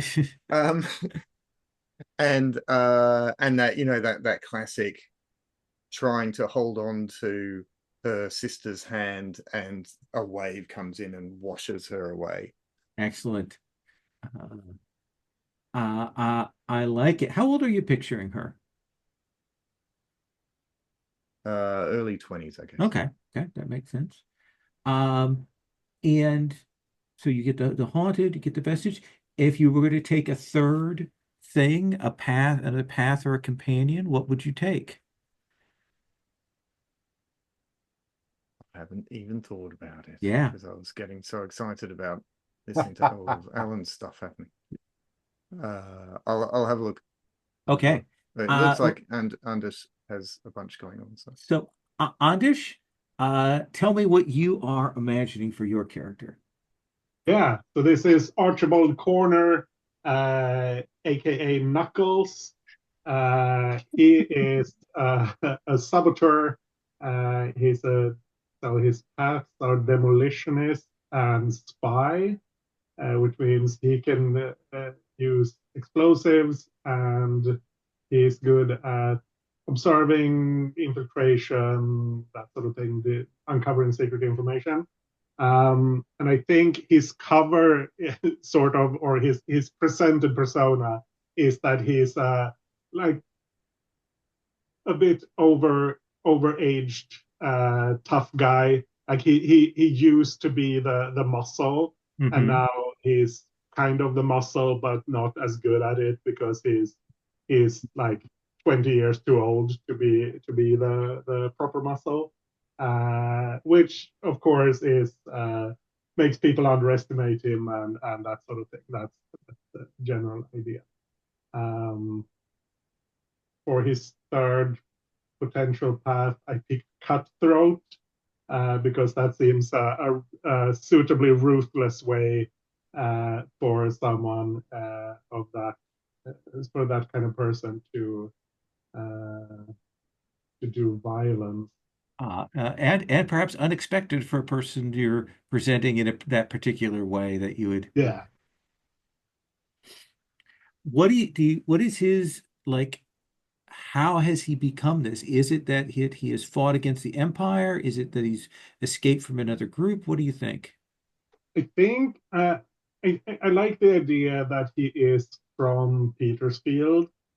Like he was part of this fight against when they vanquished a rival or enemy. I'm not sure if we fully established that, what that was. But he was part of that fight, and I think they were fighting against someone who was stronger than they are, since they are fairly limited. I'm Hmm. not sure. Please jump in here if you have ideas. So he was kind of like part of a not quite resistance movement, but like a group who would do use underhanded tactics to fight against the I like it. And w when have you thought about what you want for your third?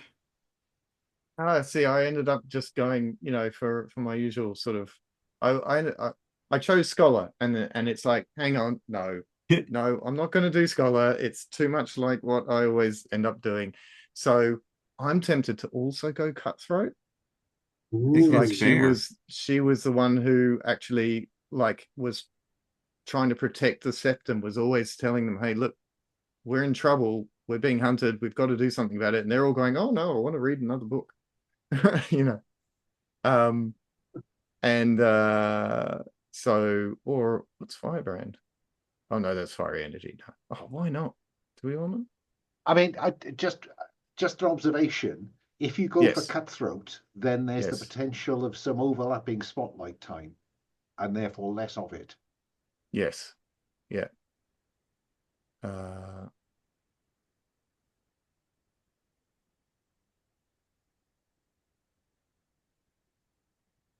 Blade Master. I could yes. also That's I uh, was thinking Blade Master or Duelist. Um let's go Blade Master. Yeah, nice and simple. Yeah.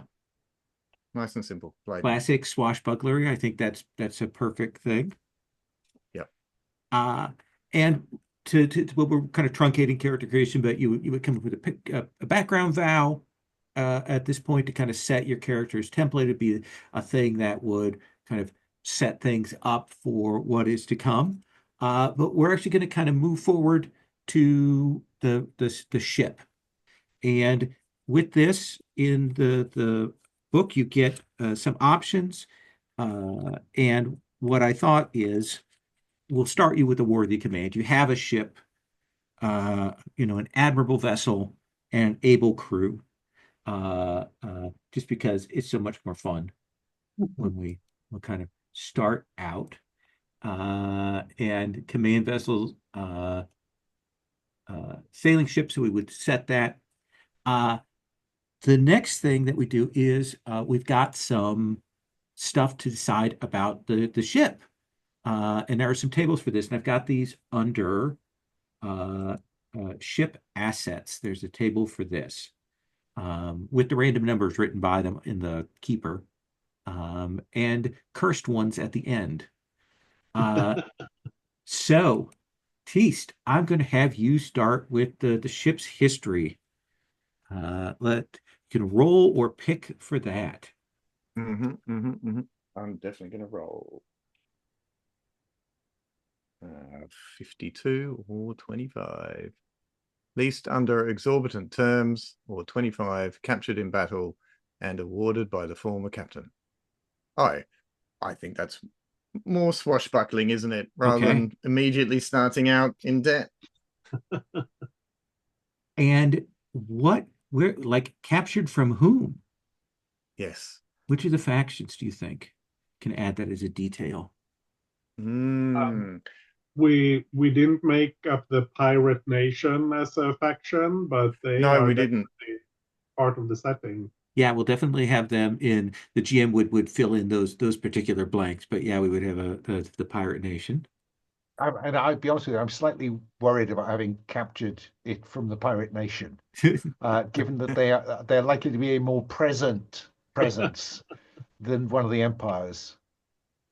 Yeah, that's true. It would, I mean, it would be fun to start out with having one of the empires as a Yeah. clear enemy. That's a good way to like get straight into some conflict. The only thing is it's saying and awarded by the former captain, so it feels like there's some kind of honor Well, happening there. you what it would be is you were served on a previous ship, and because of your group's Yes. skills, when they captured that vessel, they gave it over to you rather than Yes.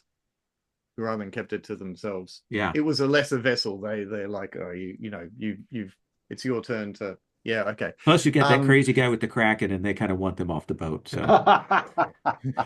Yes, who I have decided was found adrift with no memory of his previous life. oh, okay. Right, yes. So Yes. his name is Pilgrim, and his nickname is Pilgrim. Pilgrim. So, which empire, Tis, do you want to have ripped this ship from their grasp? I think it's going to be not the Khan, isn't it? It's going to be Clastinian? Clastinian. Okay. Yes. Have you got And that in?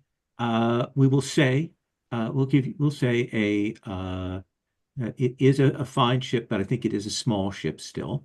So we'll say the cutter slash sloop for that. Alan, let's look at ship's first look. This is when you first see the ship. There are a couple of things that you notice about it. Let's have you set one of those. So 30. I think blood red sails. There's no better way to frighten off other people than having blood red sails. Excellent. Do you think that is something you acquired elsewhere or relic you picked up, or is that the sales of the Empire? Well, that's interesting. Yeah. Beast? If we're part of the steadfast seekers, they like to exploit a prophecy or superstition, and that might be associated with some kind of Oh, okay. Yeah. So detail. There's a superstition that blood red sails um, mean the ship is cursed. No better protection. Okay. Excellent. And then Adish, what about for the other first look?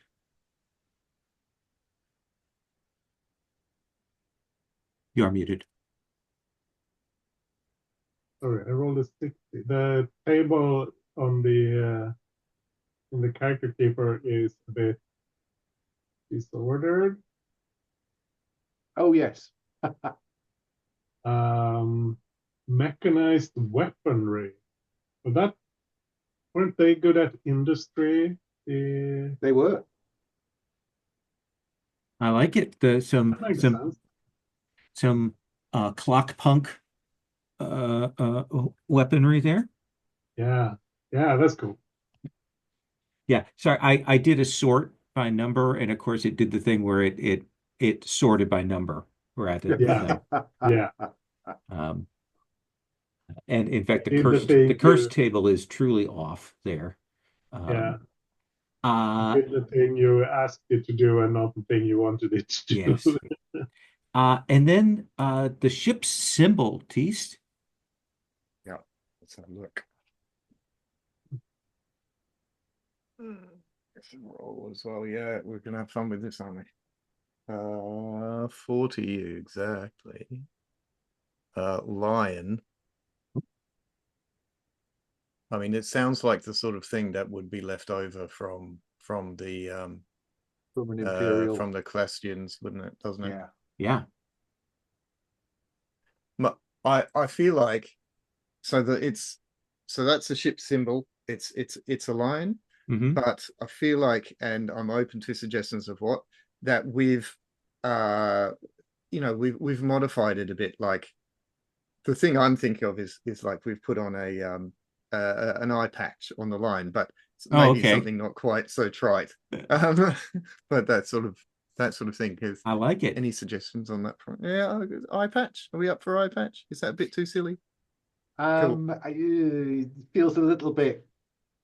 Maybe a lion with with the classic dagger in its maw, pirate where we've got a cutthroat. Like, that's more yes, sinister to go with the blood red Yeah. sails. Yeah. Yes. So that's the figurehead, I'm guessing. Yes, that's what I'm taking it as. Yeah. Oh, yeah. I just realized that I looked at the cursed. That is more than fine. You can, because you get to pick there, so that's fine. Oh, but that's not I need to. Yeah, you can just here I will copy. I'll clear that. I mean, you font. know, if you want to go into the inevitability of fate, then perhaps the lion has some kind of tentacle. Yeah. Because I Could be a noticed one of lion the cursed fighting one is the a- kraken. Yes. Could be a lion fighting a giant octopus. Ooh, interesting. Or its mane could be tentacles. Ooh, that's pretty cool. Yeah. Yeah. Yeah, so I for ship's first look, I cleared that space so you can write that in Ondish. Yeah, cool. Alan, I'm going to have you choose the or roll for the two hidden details, and then I'm going to give Ondish the crew characteristics. Okay, so details. Oh, hang on. Oh, so these ship details, but they turn out to be hidden. Yes. Yeah. Okay. Yeah. So 09 is animal mascot. No, that's the Kraken.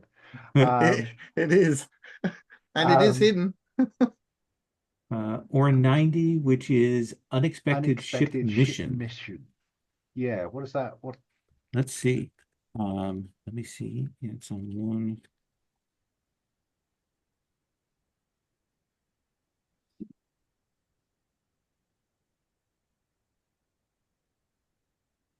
I think that's in oracles. Something.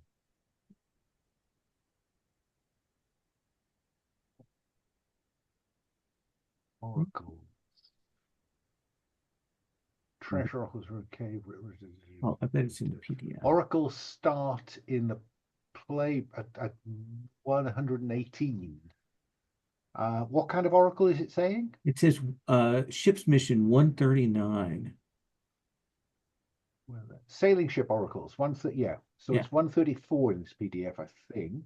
Yeah. Let's see what that says. Okay. So let's have you roll percentiles. 86 or 68. 68 is conduct research. 86 is Action plus theme. No, we're just being sucked down Roll me The percentiles. Oracle. you got it in front of you. So 49 or 94. Okay, so follow or swear, and then the second part. Another dice. Follow or swear. 4884. Uh, Industry or stranger. Ooh. I think this is something to do with follow a stranger. Okay, yeah, Um, I like that. quite what we do with that, I'm not certain. But I make a like note that. to follow stranger. Okay, I'll clear that ship's detail thing so we can kind of put that in there. And then the other one? Let's have a look at that. That is 59 on 95. 59 on 95. 59 is mutinous crew. uh, 59 or 95. Oh, I'm not going to go to ship. I'm going to go with. Oh, no, that's not very useful. That's 86, 68, 86 without a commander, or 68 palatial captain's cabin. I quite like both of those because I Okay, think that there's some interesting crew dynamics then about we have no commander, but my goodness me, that cabin is palatial. okay. Who's best placed to occupy it? So I put the palatial captain's cabin, and then under detail I put, but who is captain? Yes. There. So, and then Ondish, the crew characteristic. Yeah, I've been making some rolls and I didn't get anything I loved, but when when this came up from Alan, I got one that was roll twice. These groups are at odds, which Okay. seems very fitting for not having a commander. So I'm going to roll twice, and we'll see if we get something interesting. To get a 1 and a 44, and the 1 is expecting mix of all sorts of folks. That doesn't really make sense for this. 88, unprincipled mercenaries earning blood money. That would be one group. Okay. And the, no, sorry, 44. Oh, I don't care what the dice are. I want some unprincipled mercenaries. Yeah. 30, no, that's not it. Need to get something useful. Survivors of a horrible cataclysm, preserving what remains. Ooh. That seems like that could be an interesting.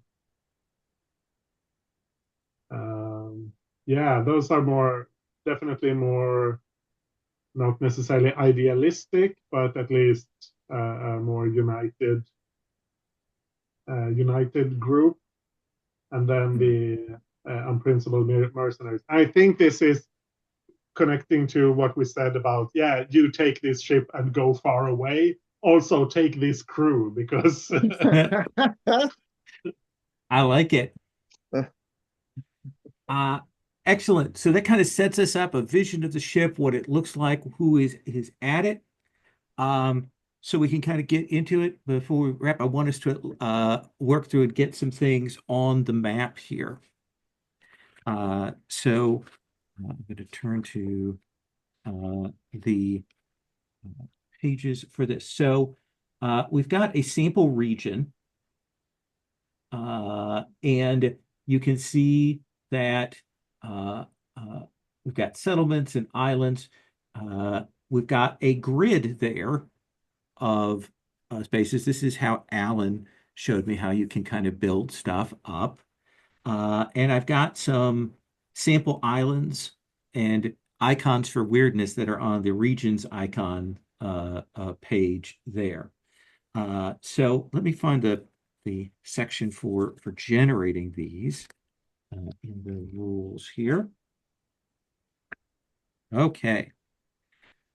So do you think that for our uh,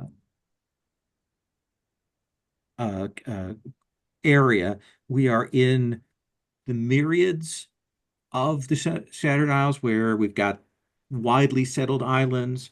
Are we in the margins where things are a little more spread out, or in the far reaches where things are few and far between? I'm quite taken with the margins on the grounds that we know. Well, we kind of come up with a view that the Clastinians have been trying to get get a grip on some of this, and it's led to some trouble around their borders. So the margins of the Sundered Isles would seem to me to be a reasonable kind of place. Absolutely. Mhm, That mhm. seems reasonable. So what we're going to do is we're going to make up 3 islands, and I'm going to do with each of you in turn, and we're going to work through the oracles for that. Alan, uh, let us start with you. The first thing we do is we look at the size, terrain, and vitality. Uh, you can find these things in the PDF on 166. Okay. Okay. So let's roll some dice. Oh, here we go. Nearly there. 166. Um, hang on. Oh, too far, too far. Oh, here we go. 166. I've got settlement locations, Oh, but I think it's before that. yeah, I think so. I think the islands are the upper, yeah, A little the before islands that. are above Yeah. that, starting on Island Oracle Oh, yeah. start Actually, on 144. I'm actually, yeah, the island. Okay. These are below Yeah. the thing. Okay. So So this size 144. is medium. Medium. So several iris to walk the Walk circumference. across it. Terrain Yep. uh, is either we're in the margins, aren't we? Uh, So hmm, terrain, this is for terrain and then yeah, vitality. yeah. So terrain is mountainous. And then vitality for the margins. Is 9 on 90. Ooh, yeah. Um, devastated, Mhm, Devastated. ravaged by natural forces, or razed by despoilers. mhm. Uh, Visible habitation. Let's have a look. Margins 54 or 45. Inland smoke. Inland smoke. Is that smoke from the volcano at the center of your Well, island? I mean, who's to know? Who's to know, eh? Nearby islands. Um, Margins. No other islands in sight. And then coastline aspects. Couple of these.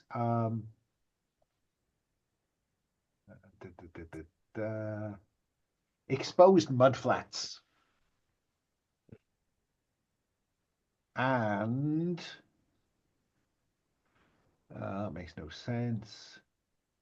No, just exposed Just mudflats. and offshore observations, 1 or 2 of those. 89, 98.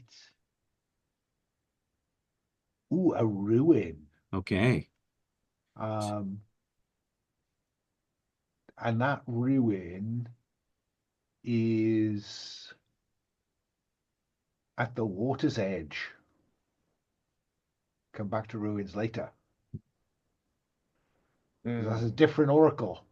Yes. What else do we need to know? Ruin and one other thing. Oh, you know that volcano? Well, Okay. what about an active lava flow? Active lava That's flow. good. All right. Otherwise, there would be no jeopardy in investigating that ruin, would there? Yes. Uh-huh. Let's define some things for that ruin. Okay, so that's somewhere in hang Ruin on. condition is the first thing you're rolling for. Yeah, so condition, percentile.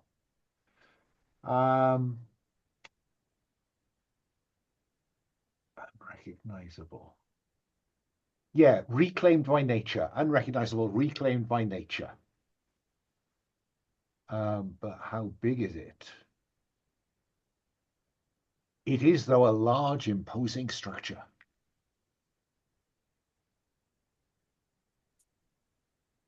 Nice. And let's do one first look for it.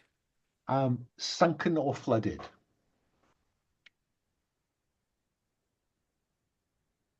So it's Oh. literally at that shoreline. Yeah, Yep. and mud flats. That makes sense. Yeah. Alan, now you can grab one of the little islands from our region icons and put that into one of the Okay. squares. Okay. So this is one island with and I can put this anywhere on the map.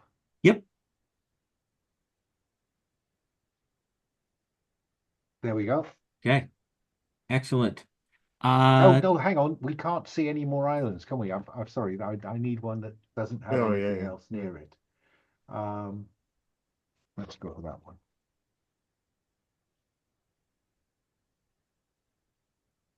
Oh, Excellent. there we go. Okay. Teast, let's have you do an island. Let's do an island. So size is going to be medium again. Medium. Okay. The best size. Yes.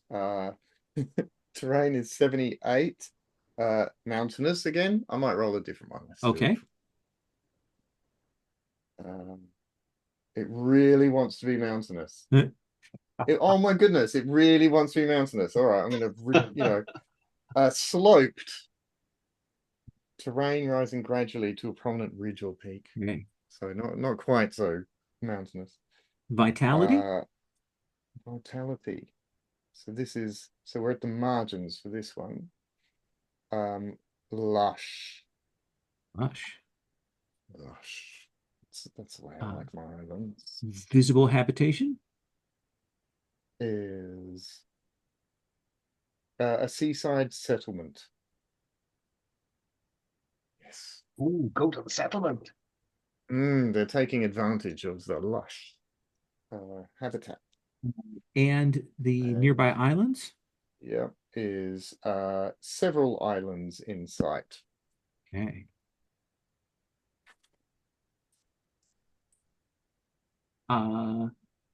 Coastline aspects. Got channel separates a neighboring island, so two of them very close together. And no, don't like that. Oh, 71. What's 71? Sandy beaches and dunes. Okay. It's like an idyllic little island, isn't it? This one. And offshore observations.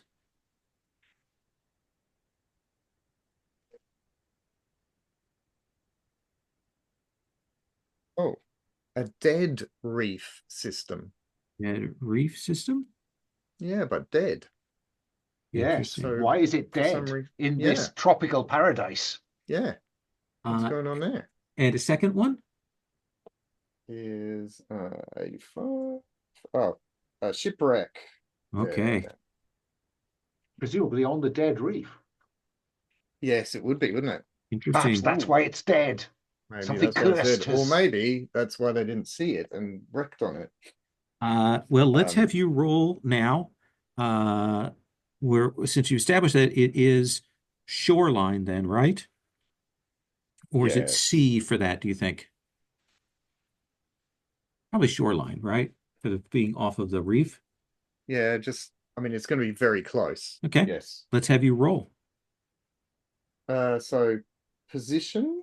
Hmm. Yeah. So there.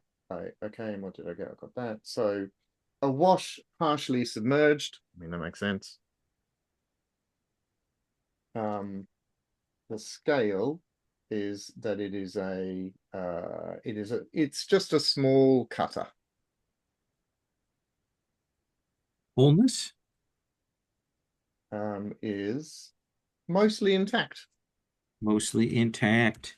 Mostly intact. And then We've got a one or couple of two first first looks. Yeah. 26 is uh encrusted with barnacles or fungi. Well, barnacles still in the sea. And oh, and it's an infamous vessel. Excellent. And then you can grab an image and drop that on it and assign it so we know where it's at. Andish, we'll have you make us the third island, and then we'll go to settlements. Yeah. I may need to dip out after this because It's I late need for you. to. Yeah. So let's see. Size 55. Is that another medium? Just See, it's another medium, but let's reroll. I want something yeah, 62, still medium. you can 81. pick. Do you want it to be large or 81 is large. large? Makes me feel at home. That, Yeah. or, well, yeah, maybe. Terrain, Rain is, well, so flat, extensive plains. Are you good with that? yeah, sure. Vitality, Vitality 41. so verdant woodlands, dense jungles, or thriving swamps. Which do you think? I want the dense jungles. Okay. I think we need, or yeah, dense jungles. We need some place for all Yeah. the weird giant monsters to live. Visible habitation. Yeah. 24. So no signs. No signs of habitation. That's fine with me. Nearby islands. Nearby islands is 6. So no others. No other. Cool. And then a couple of coastline aspects. First one is a 10. Dramatic columns of volcanic rock. That's cool. Like that. And then we get a 56. That Rocky is, ledges below stone bluffs. yeah, or 65 rugged bolt. No, rock ledges that have some rocks to climb Yes. to get away from the monsters in the jungle. Um, Offshore observations. Offshore observations 29. Geysering blowholes. Cool. This is a primeval island. I like it. And And one another one, more. 10. Burning landscape. No wonder nobody lives here. It's a Yeah. jungle that's on fire, and there's geysers, all kinds of Excellent. trouble, and And no cool ruins. yes, So there's very little reason to go there. Uh, all right. Anders, thank you for joining us. If you want to, Yeah, I should get that. So absolutely. this All was right. super fun. Yeah. See you Thanks. soon, Andish.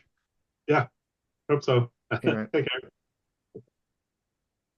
care. So just to kind of finish out, why don't we have each of you do a settlement? So we go through that to see how that works. So we get some of those, and those can go elsewhere. And then if we want, we can look at doing the random generation for some weird things. Alan, uh, why don't you uh, uh, start? Settlements are below the here we go, down on 186. Okay, so settlement. This is on the shore. Okay. On the shore? Um, How big? yeah. It is dozens of people. So it's a village or outpost. I think an outpost. I like the idea of an outpost with Okay. dozens of people. All right. I misspelled people there. That's always a delight to see. Aesthetics. Mm. One or two of these. I think makeshift temporary structures Okay. for displaced people. Oh no, for nomads. Mm. Sea nomads.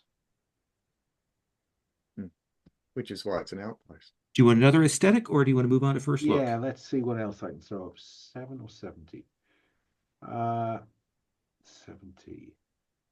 Oh yes. I think industrial. Ooh, Grim utilitarian structures. They're they're not they're not nomadic. This is a work camp, a Mm-hmm. Clustinian work camp. Mm-hmm. okay. Uh, This settlement. way for progress. Settlement first look, and don't forget you can roll a d10. If you get a 10, you can go to the cursed first looks. Well, these tables do have those. So 21, concentric or I think concentric layout, because there's the factory, and then there's an outer part where the overseers are to be found. Nice. And another one.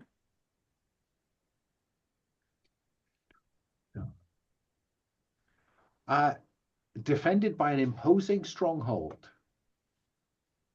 So dozens of workers that aren't going anywhere fast. Okay. And the Plastinian for the faction, right? Yeah. Uh, and the settlement, look, disposition. Yes. Where are we? Oh, there we are. Yeah.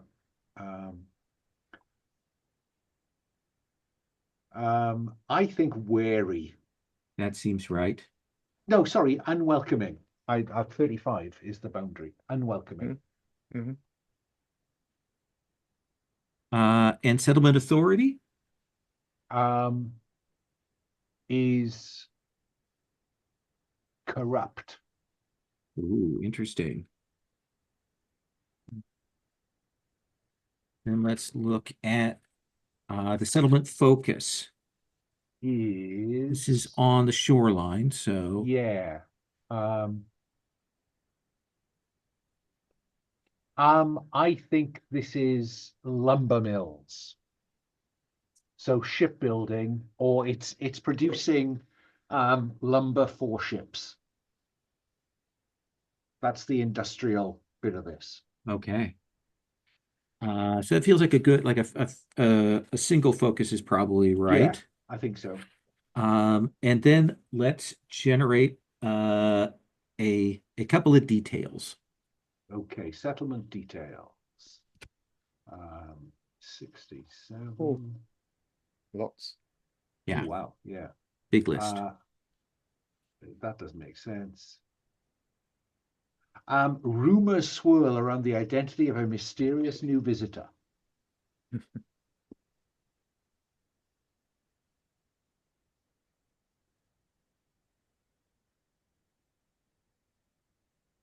Oh, And and a series of unexplained thefts baffle authorities. Visitor thefts. Huh? huh.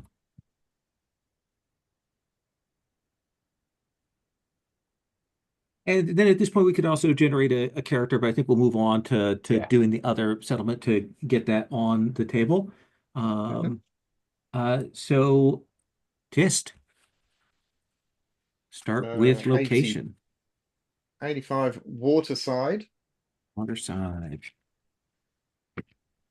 Oh, I see. I was wondering whether, yeah, so by a lake rather than by the ocean. Oh yeah, inland Um, waterway rather than sea. yeah. Yeah. And then 35, which is a town of hundreds. They've got fresh water. They can support a few more people. Yeah. Aesthetics? Aesthetics, we've got dismal. Dismal. They might have fresh water, but they don't have much else. Okay. Do you want a second one, or are you good with Yeah, dismal? I'll have a look. I'll see what we've got. And then I rolled idyllic. Not particularly compatible. Oh wow. Let's stick with dismal. Okay. I think that most of the other ones are sort of just build again on the dismal. Then first aesthetic. look. Yeah, first look. We've got the first look is decorated for a festival or celebration. So it looks dismal, but when you first rock up, it's like, oh look, they're trying. They're doing the best. They're doing their best. They've got, all these flowers stuck up, but most of them have fallen down into the muddy streets and been crushed. But they're Nice. giving it a go. And what's that? That's that. Blockaded or under siege. Oh, Okay, that changes my thing. So they've clearly been under siege for a whole bunch of time, and they're everything is going quite bad inside. They've got their fresh okay. water at least, but and whoever is in charge is trying to buoy up the morale a bit by celebrating one of their standard holidays and going, come on, let's try. And the flowers aren't actually flowers. Maybe they're bits of fabric that have been cut and shaped into flowers and that sort of thing. And then roll to see like who is the faction that is managing this element. First, we kind of see if it's a known faction or something unknown or what. It is an independent faction, which makes sense because I feel like it's probably being sieged by one of the empires. So Imperial Siege, I'll put below that. Yeah. And the military empire. Yes. Yes. Yeah. And something calm, wasn't it? The calm. And the settlement disposition? Yep. Is unwelcoming. I might change that just because do something a bit different. Maybe in need. They're in need, aren't they? Yeah. There's some blockade and indeed, running that's to what be I done just here. rolled. Yeah. So the dice are telling us what to do. And the authority?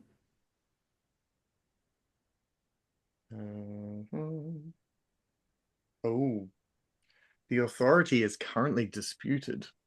Oh, because the siege is going so poorly. Yeah. You think some old flowers are going to help? And then focus. One or two of these.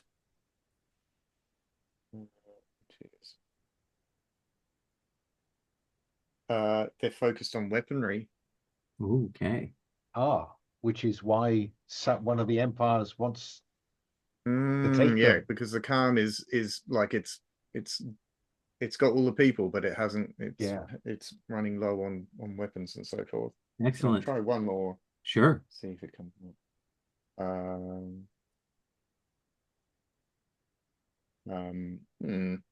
I've got nature. I wonder animal sanctuaries, Gardens, gardens, groves. groves. Interesting. A nice contrast. Mm, Um, maybe before the siege,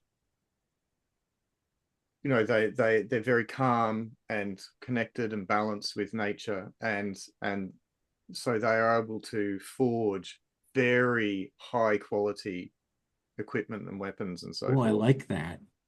Um, Sort of kind of an Then the inverse of calm arrives. Princess Mononoke and the Yes. the the tension there. And then a couple of settlement details. big table. Let's have a look. Oh, yes. An important resource or asset was sabotaged by an unknown culprit. There's someone on the inside.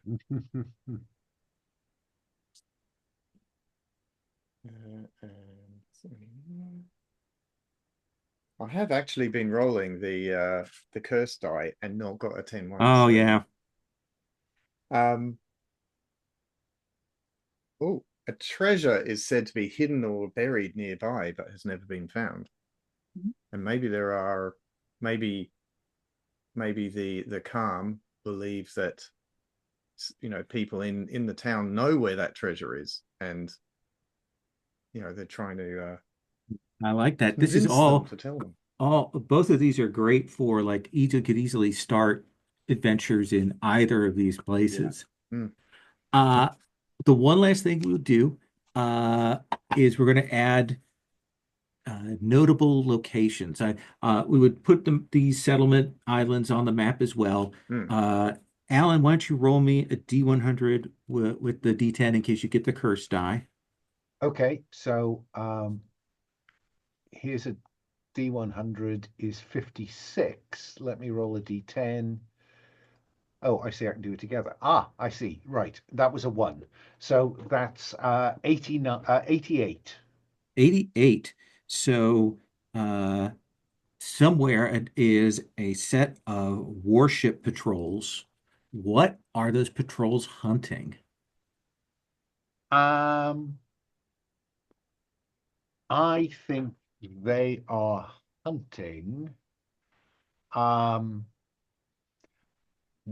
a sea monster Okay. that has been disrupting trade. By the way, I've dumped the Kraken as companion because it strikes me as largely unplayable or just playable Yes. once. Um, so I've gone for a chattering skull instead. Okay. Ah, how very And Hamlet of you. yes.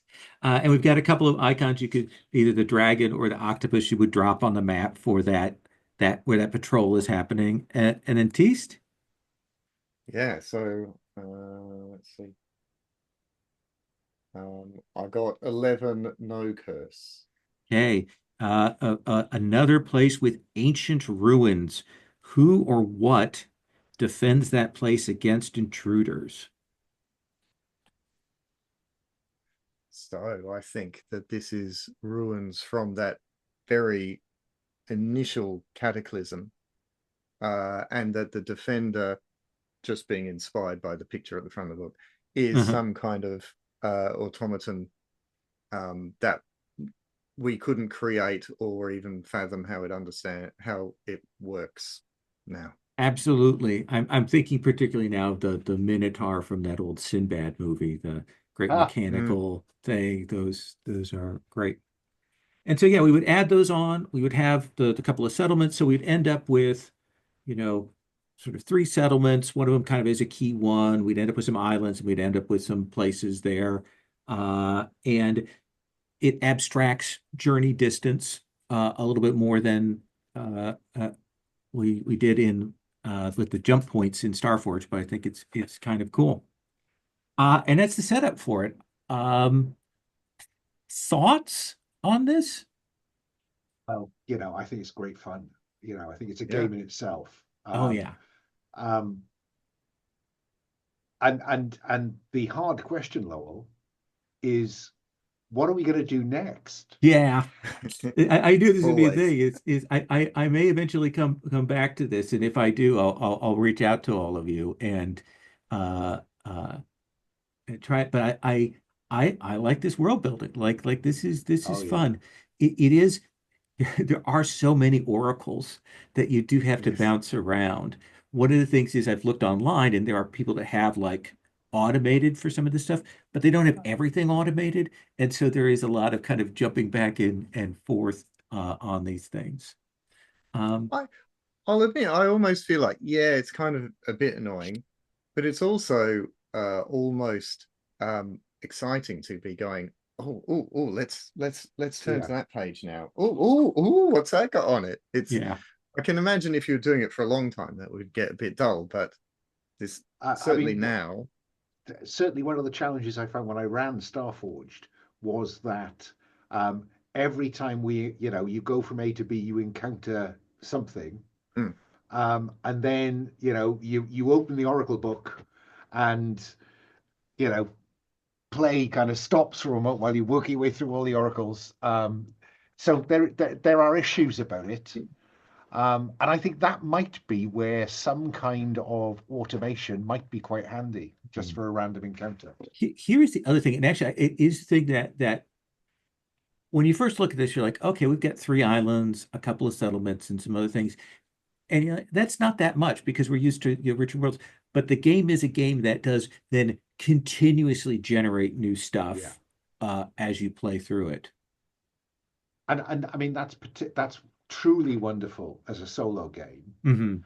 I think what we found, Lowell, when we played Starforge was that it was quite difficult to establish any kind of connected arc. It Oh, was kind I of, thought you did whoa, it. now yeah, I now there's a thought you ghost did. ship. Okay. I will say, I know it felt like for you, but for us, it felt emergent. Like I think the story Oh did right, okay, feel okay. quite emergent there. There was and certainly once we kind of got the hook that some of it was really focused on the stuff that Will's character had done, Yeah. and we were willing to kind of follow his story for a while, and you connected that up with the fungus and some other things. There's some great stuff in there. Fungus. mm, Yeah, mm. I just felt as a GM, there's a lot of plates to spin. Yeah. The only thing I love, I really enjoyed this part. The only thing for me when we played the Starforged was uh, there were all the tracks that we had to track. There were, Yeah. have Mhm. you played Iron Sworn or Starforged? I played Iron Sworn as, I guess, a duet GMless, Uh-huh. um for but only for like about 3 sessions. Um, but actually, yeah, I can appreciate, yes, you've got a lot of tracks that you're following. Hmm. But I felt like you, Lol, that actually it really felt like a story emerged, and you'd get to the point where it's like, well, it's obvious what happens now. I'm not going to roll on an oracle, Yeah. you know. Um, I do also wonder, Alan, you don't whether it's worth, maybe that's some prep if you're doing it GM led, that some prep is just roll up some stuff, and Yeah. it's like, oh, And we've hit one of these encounters, all right, well, let's yeah. do that one. Here's the other Yeah. thing. I think the toolbox that is here would be really excellent for Rapscallion or Mm, another Yeah. one of the seafaring games. I love having this toolbox out there and available. So, I mean, I have to say, I think in terms of what makes these games pretty much, well, maybe not unique, but really potent, as is the whole truth section. hmm.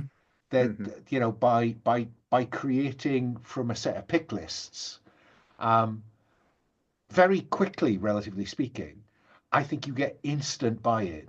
All Yeah. of us tonight have created a picture in our head based on those truths, and then we've built on it. And I think that is where the genius in this as an idea is. mm, So to compare it, um, like Girl by Moonlight has you building the world, mhm, but the questions are presented very open-ended. Like Mm. you don't get a real rich set of pick lists. And I think that's good in some ways, but it also puts so much weight on the players right out of the gate to make those things. Um, and I do think that this author Tompkin and his people, like Ray Najati, are really good at creating evocative tables, Yeah, at pick lists that make you, as you said, go ooh yeah. yeah, yeah, yeah, yeah. And the great thing is that it's a skeleton, right? Hmm. And you can always go, hey, look, of these three, none of them really work for me. But I tell you what about number three with this twist, Yeah, right? Yeah, yeah, yeah. yeah. And we did take bits and pieces from some as we went along. I like how the picture emerged there. Hmm. Thank you all so much for coming and doing this with me today. I just really wanted to try it out, and this makes Yeah. me more optimistic about putting this definitely on the schedule or playing this. I haven't yet played a solo RPG. Like it's something I haven't done, and I may have to like really sit down and get myself in the mindset, try it, and get used to it. It's another way to get used to the mechanics. So. Yeah, I mean, I don't think that my in-laws are going to watch this recording, but I spent a very happy Christmas with the in-laws, running Iron Sworn in the gaps in the days over a Christmas holiday. Oh, that's awesome. Awesome. Yeah. I am going to stop the recording